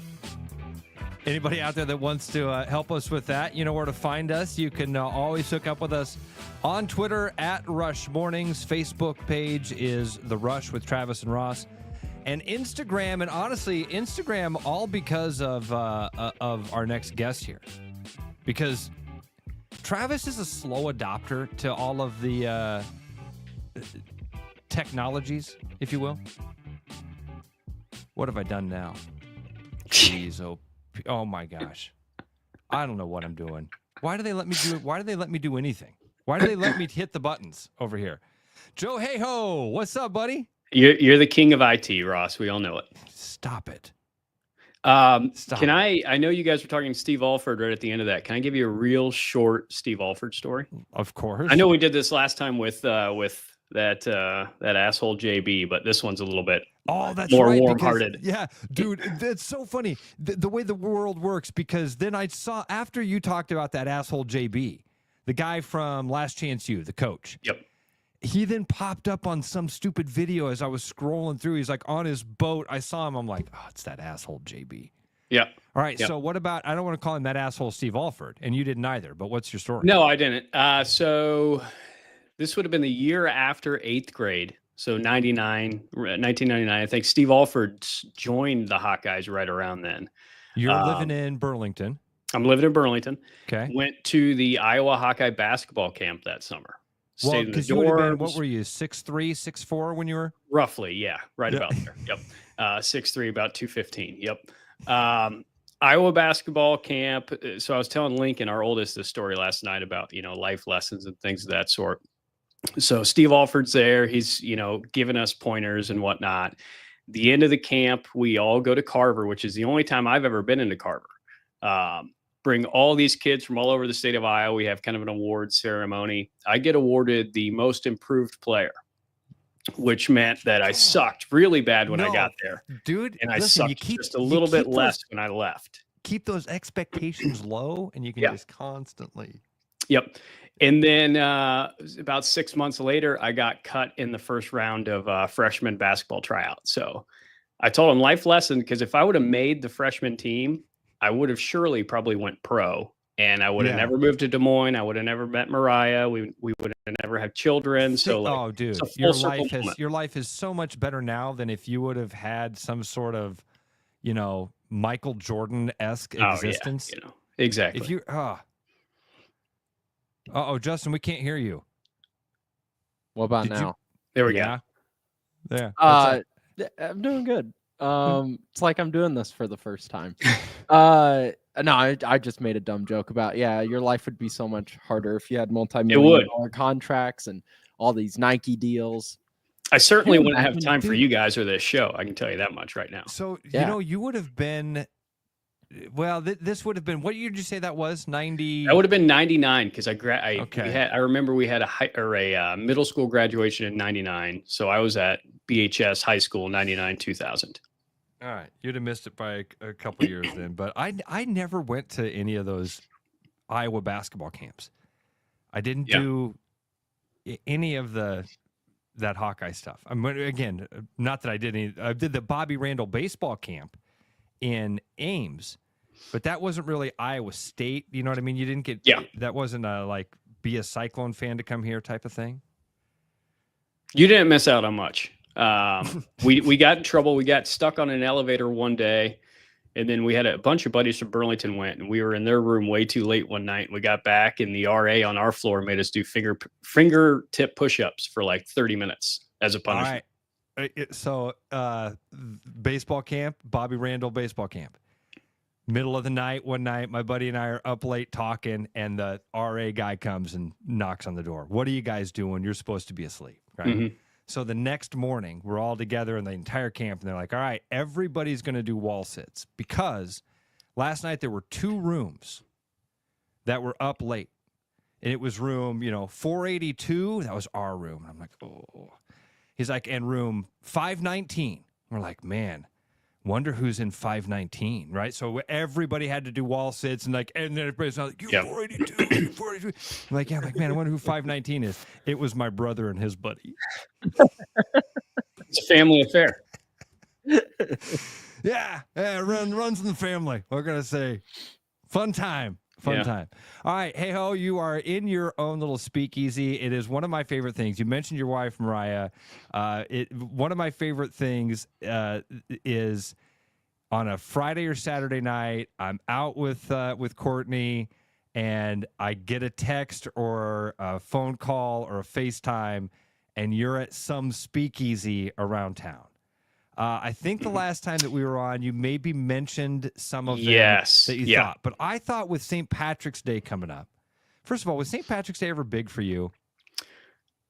No, I mean, just in the sense of like growing up, another excuse to just get wasted. I mean, nothing beyond that. I've went to Chicago a couple times for it, and that's a whole different ball game. Never did that. Yeah, it's nothing. The best St. Patrick's Day movie just because of that Chicago scene with the Green River dyeing it. I think so. Yeah. Don't give me that look, Ross. I don't even know what was it? What movie? The Fugitive with Harrison Ford, Tommy Lee Jones. I didn't kill my wife. You don't know what The Fugitive is? I know The Fugitive. I don't remember that scene at all. Yeah, he gets away by hiding in the St. Patrick's Day parade. And I'll say it. I think The Fugitive is better than U.S. Marshals.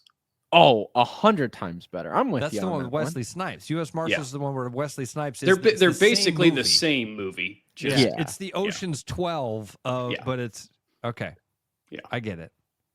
Seen it. All right. We hung out one time at some speakeasy. I didn't know if you wanted to share some. If guys wanted to have a fun weekend or something different than just the normal St. Patty's Day, what do you recommend in here? So that one we were at was In Confidence in the basement of Hotel Fort Des Moines, which there's a Burlington connection with that as well.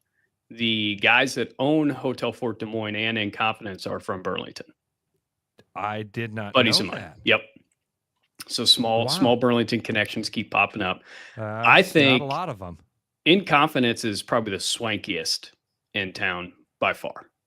Super sweet place, dim lights. I mean, it's got a speakeasy vibe to it. I think on Thursday nights they do live jazz down there, which is really cool. That'd be a fun little but great drinks down there. Great drinks in there because it feels like you're in a cave down there. I mean, that's a true, underground. It's dark, dimly lit. Are those the same thing? Similar, yeah. That's where we met, and I remember bits and pieces of that night. That was a fun night. Ken's is great. Ken's is a great time. So Secret Speakeasy is, man, it's amazing how many people you tell them where that is and like you see it click in their head. Yeah. It's under the Iowa Tap Room. Yep. And it's not, again, it's called Not So Secret Speakeasy because now that I've said that, as you know, when you walk into the main door for the Iowa Tap Room, when you look to your right, there is a staircase that goes downstairs. That's not for employees only. It doesn't go down to the kitchen. That goes downstairs to. That's probably the one I've spent the most time in, just because the Iowa Tap Room is above it. So I'm usually there getting, succulent meal, and that makes it easy. So that's the speakeasy I've spent the most time in, but definitely has that same feel: dark, dimly lit. Love it. Justin, have you been to Ken's Not So Secret Speakeasy? Do you know I think one? that's the one I had. That one sounds very familiar. I think is that probably the most popular one when people bring up speakeasies because that's the one I hear. Yeah, I mean, I think it's the one that's probably been in Des Moines the longest, more than likely. Other than one of my favorites, Shorty's. Oh, Shorty's! You can't go wrong with Shorty. Dude. If you have to get into a bar through an alley. I'll be honest, Joe. I would not have there. Now there is another way into Shorty's. Yep. But I mean, I wouldn't have even considered Shorty's to be speakeasy. The only reason I do so, if you walk, it definitely is. Walk in there, and then if you walk all the way past the bar, I think on that back wall there's a hidden door that opens up to like a party room. So that's actually the party room is accessible through the restaurant above. Okay, gotcha. Okay, and that's when I say there's another way in. That the last time I was in Shorty's was because we had our when we were Charter House, now Agency Iowa, we had one of our Christmas parties down in that room. In fact, it was the year that I was named Agent of the Year. There you go. Had my little game. Yeah. Not most improved. Not most improved. Agent of the Year. Most improved. Okay. Hopefully this year I win most improved. That would be ideal. No. And I remember walking down there and like having those memory things of, man, this feels right. I've been here before, and opened a door and I walked into Shorty's. Yeah. I can't remember what bar it is, but it is. You access the main way to get to Shorty's is to walk through an alley and then walk past the kitchen to go down the stairs. And that is a really cool little spot. Yeah. That's a good time. What else do we got? Good News Darling. Have you been into Good News Darling? No, but I saw an article attached or within Hello Marjorie. Hello Marjorie, right? Yeah. Okay. I saw an article with this one in the Register when I was getting coffee the other day. And I didn't know anything about this. I've never been to Hello Marjorie, so I don't even know what that is. But you need to get into both of those. I've heard great reviews about those places, and they mentioned Hello Marjorie in the same vein as another place you and I've been to, which is Bartender's Handshake. Love it. Again, these aren't necessarily not a speakeasy, but these aren't dive bars or speakeasies. No. They are kind of really cool cocktail lounges. Cocktail bars. I think that's a whole new category. It's like it's a cocktail bar. Like you go there and expect to get very good cocktails, whether it's an old fashioned or a Gold Rush or a margarita or whatever it is, and they hit the mark every single time. Yeah. I think you and I went to Bartenders, and then we ended up at Oak Park sitting at the bar. Oh, yeah. And then I think I ghosted you guys. I left. Yeah, I was gonna say that's another night that ends with getting because you were going to go to Stuffed Olive. I think. Spotty memory about that night. I'm sure you do. Yes, I do. Yeah. I remember it clearly. I remember. I'm sure you do. We hung out with Lanning that night. That was a fun one. Yeah. Yes. Here, Justin, just so your dad's happy, I'll drop a few names on you. Yeah. I like it. In another place, while we're at Bartender's Handshake, Sipker, I'll drop that name because that's the place I used to hang out with Sipker quite a bit because his girlfriend Rachel, hope they're still dating, his girlfriend Rachel works there. So that was a fun place to go hang out. That also reminds me of, is it Juniper Moon that's down there? Juniper Moon, is that right on Ingersoll and MLK? It's kind of tucked in just on the east side of that MLK and Ingersoll or Grand. I'm sorry, Ingersoll. Across the parking lot from where Gusto used to be. That's exactly it. The old Gusto, it's right there. Juniper Moon's a really fun place as well. That's a fun little cocktail. There's a ton. I think Des Moines is, I feel on a global basis, underrated as far as cocktail scene. Locally, I think we're adequately rated because everybody knows about it. And I feel like that's on a lot of things. We're 3-5 years behind. Yeah.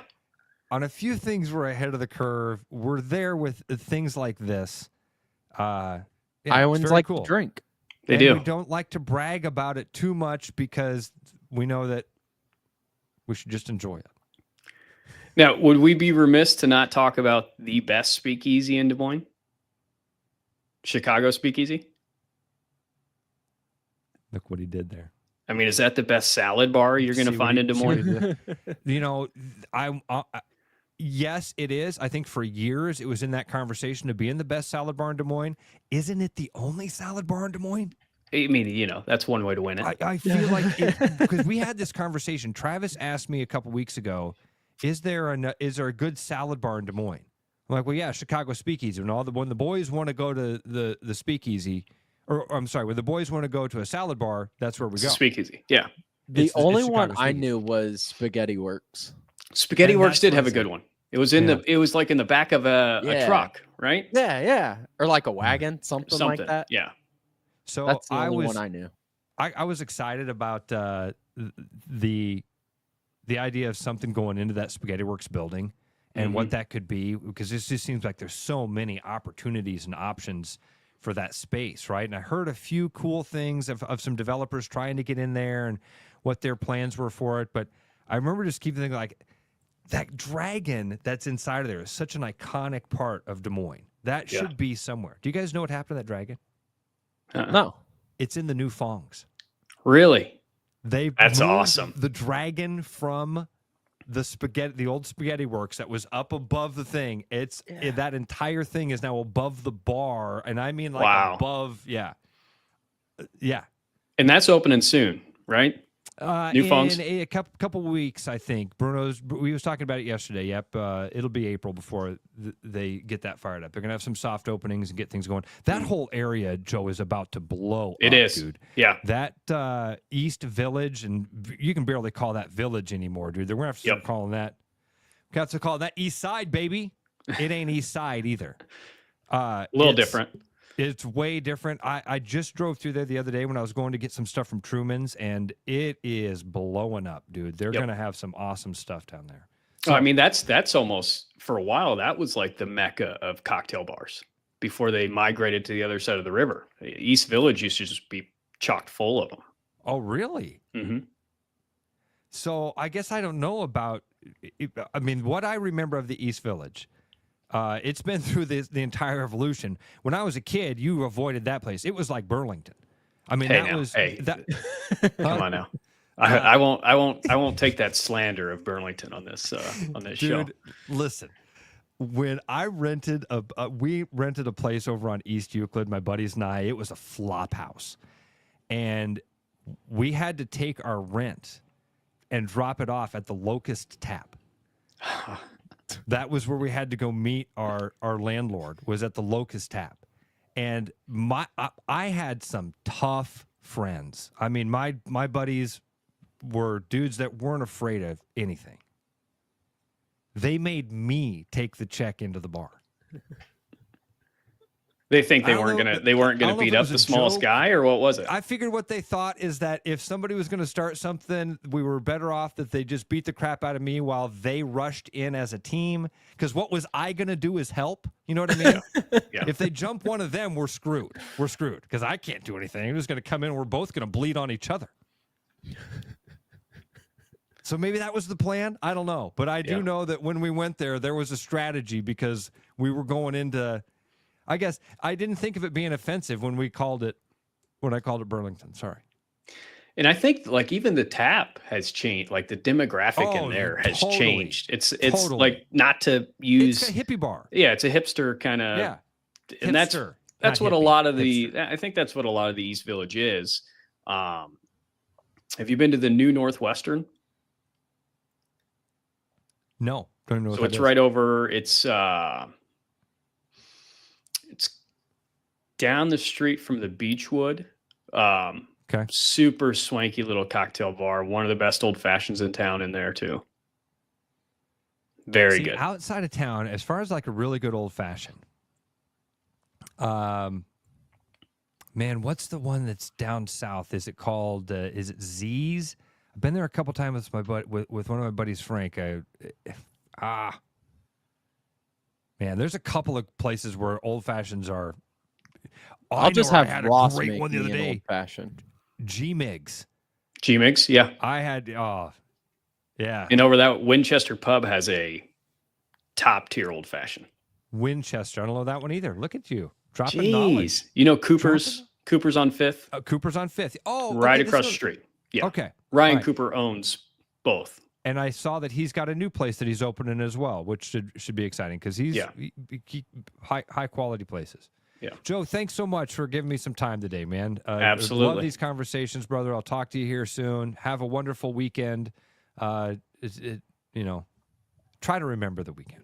I'm going to remember every bit of it, Ross. Every bit. Love you, buddy. Take care. All right. See you guys. Joe Heho, that's a fun guy, fun time, and going to have a fun weekend. Justin, what's your weekend like? What you do anything good? Well, one, I need to get out more to drink, I guess, because like I don't know a lot of those places. I'm one of those guys. I'm very much so like Let's get our 8 buddies together. I'll pick up the Natty Light. Like, I relate a lot to that. I get that. Here's what people don't understand, and this is the difference, okay? And I want it because when you go to these places, you don't go and have 5 drinks, okay? You go and you have a drink. You're going there for the quick experience. You're not hanging out there all night long. You're going there to have a drink and maybe a 20-minute conversation with a friend while you enjoy that cocktail, and then you get back on with your evening. Those are pit stops along your night that enhance your evening. Or those are places that you keep in your back pocket for when you're done with dinner and you're like, man, we should go get a drink. Where should we go get a drink? Well, the bar? No, we should go find some place that's a really cool experience that is tucked away. That's why Ken's Not So Secret Speakeasy is a great one. Not just my buddy Bruno owns the place. You're there at the Iowa Tap Room. You're having a succulent meal. And then right downstairs, what should we do? You guys want to have a nightcap? Where should we do it? Check this out. We walked right past this really cool little spot. This weekend, I'm going to be heading down to Kansas City. Oh, nice. What planned a fun little getaway down in Kansas City.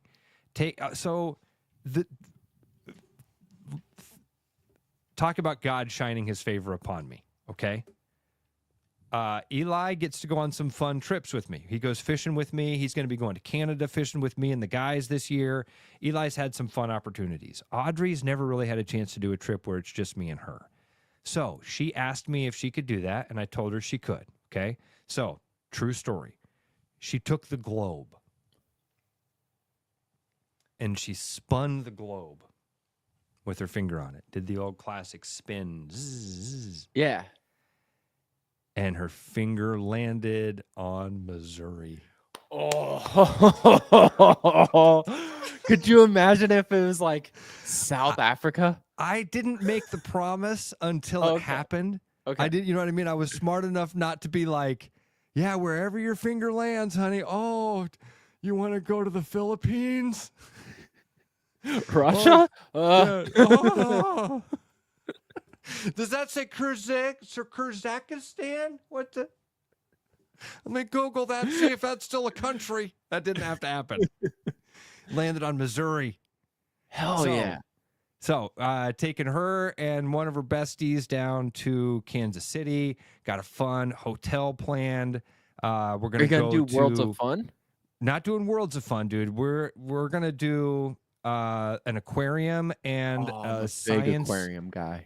They also have a science museum down there for kids. And then part of that is they have like a Taylor Swift laser show. Oh, cool. I love Kansas City. It'll be water park tonight, aquarium in the morning, museum tomorrow afternoon. And I just found out that my sister is actually going to be driving through Kansas City, so I might even have to get lunch with my sister. So nice. Have I told you my Worlds of Fun story? Do we even have time? No, we don't. Oh, okay. No. Damn. Justin, thanks so much, buddy. Absolutely. Maybe Thanks Tuesday I can tell it. Well, what? I mean, you can tell it quickly. What is it? I'd rather hear your story. We have a couple minutes here. Okay. So my dad and we go to Worlds of Fun. But this whole summer we've been planning to go to Worlds of Fun. I was like 9 years old to ride the Mamba, and I'm all excited about it. We drive, and you can see it because it's such a large roller coaster. It slowly starts appearing in the like landscape, and I get dead silent in the car. And my dad's like talking to his girlfriend at the time. He's like, "Oh, he's scared." And we pull up, and again, we've been talking about this for months. We ride a couple, and then we get to the Mamba, and I'm like, "I'm not going on it." My dad's like, "You're going on it. We've been talking about this forever." And I start like getting like scared. I'm like teared up, like, "I don't want to go on it." So my dad goes, "Oh, okay." Pulls out the map and goes, "We need to find the daycare so we can put you at the daycare, because we're gonna have to ride this ride, and we need to find." I know. So, anyways, move I'm gonna use on my kid is to be like, I gotta find a daycare. Gotta go. Gotta It the worked, daycare. and I loved the ride. Justin, we'll talk to you on Tuesday, okay, buddy?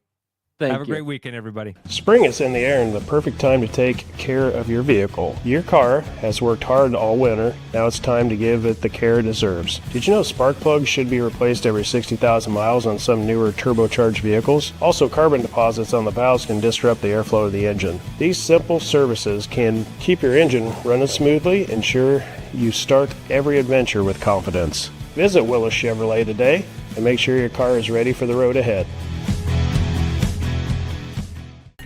I'm loving these wooden nickels, Brian. Yeah, I suppose everyone is catching on. Just spend $20 to get a wooden nickel.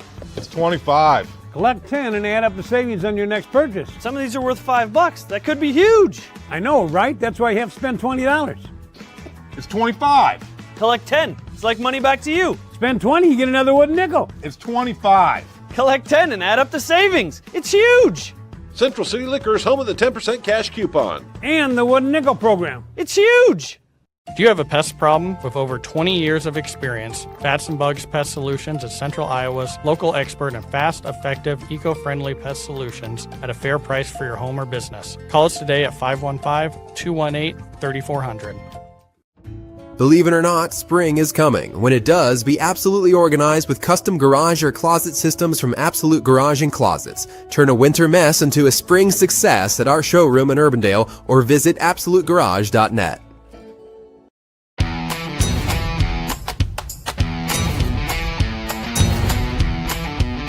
The largest selection of German beer in the world? You'll find it at the Hessen House.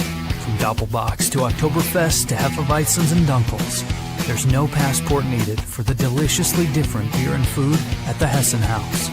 So grab your friends and make it a fun night out. The Hessen House, 4th and Court, Des Moines.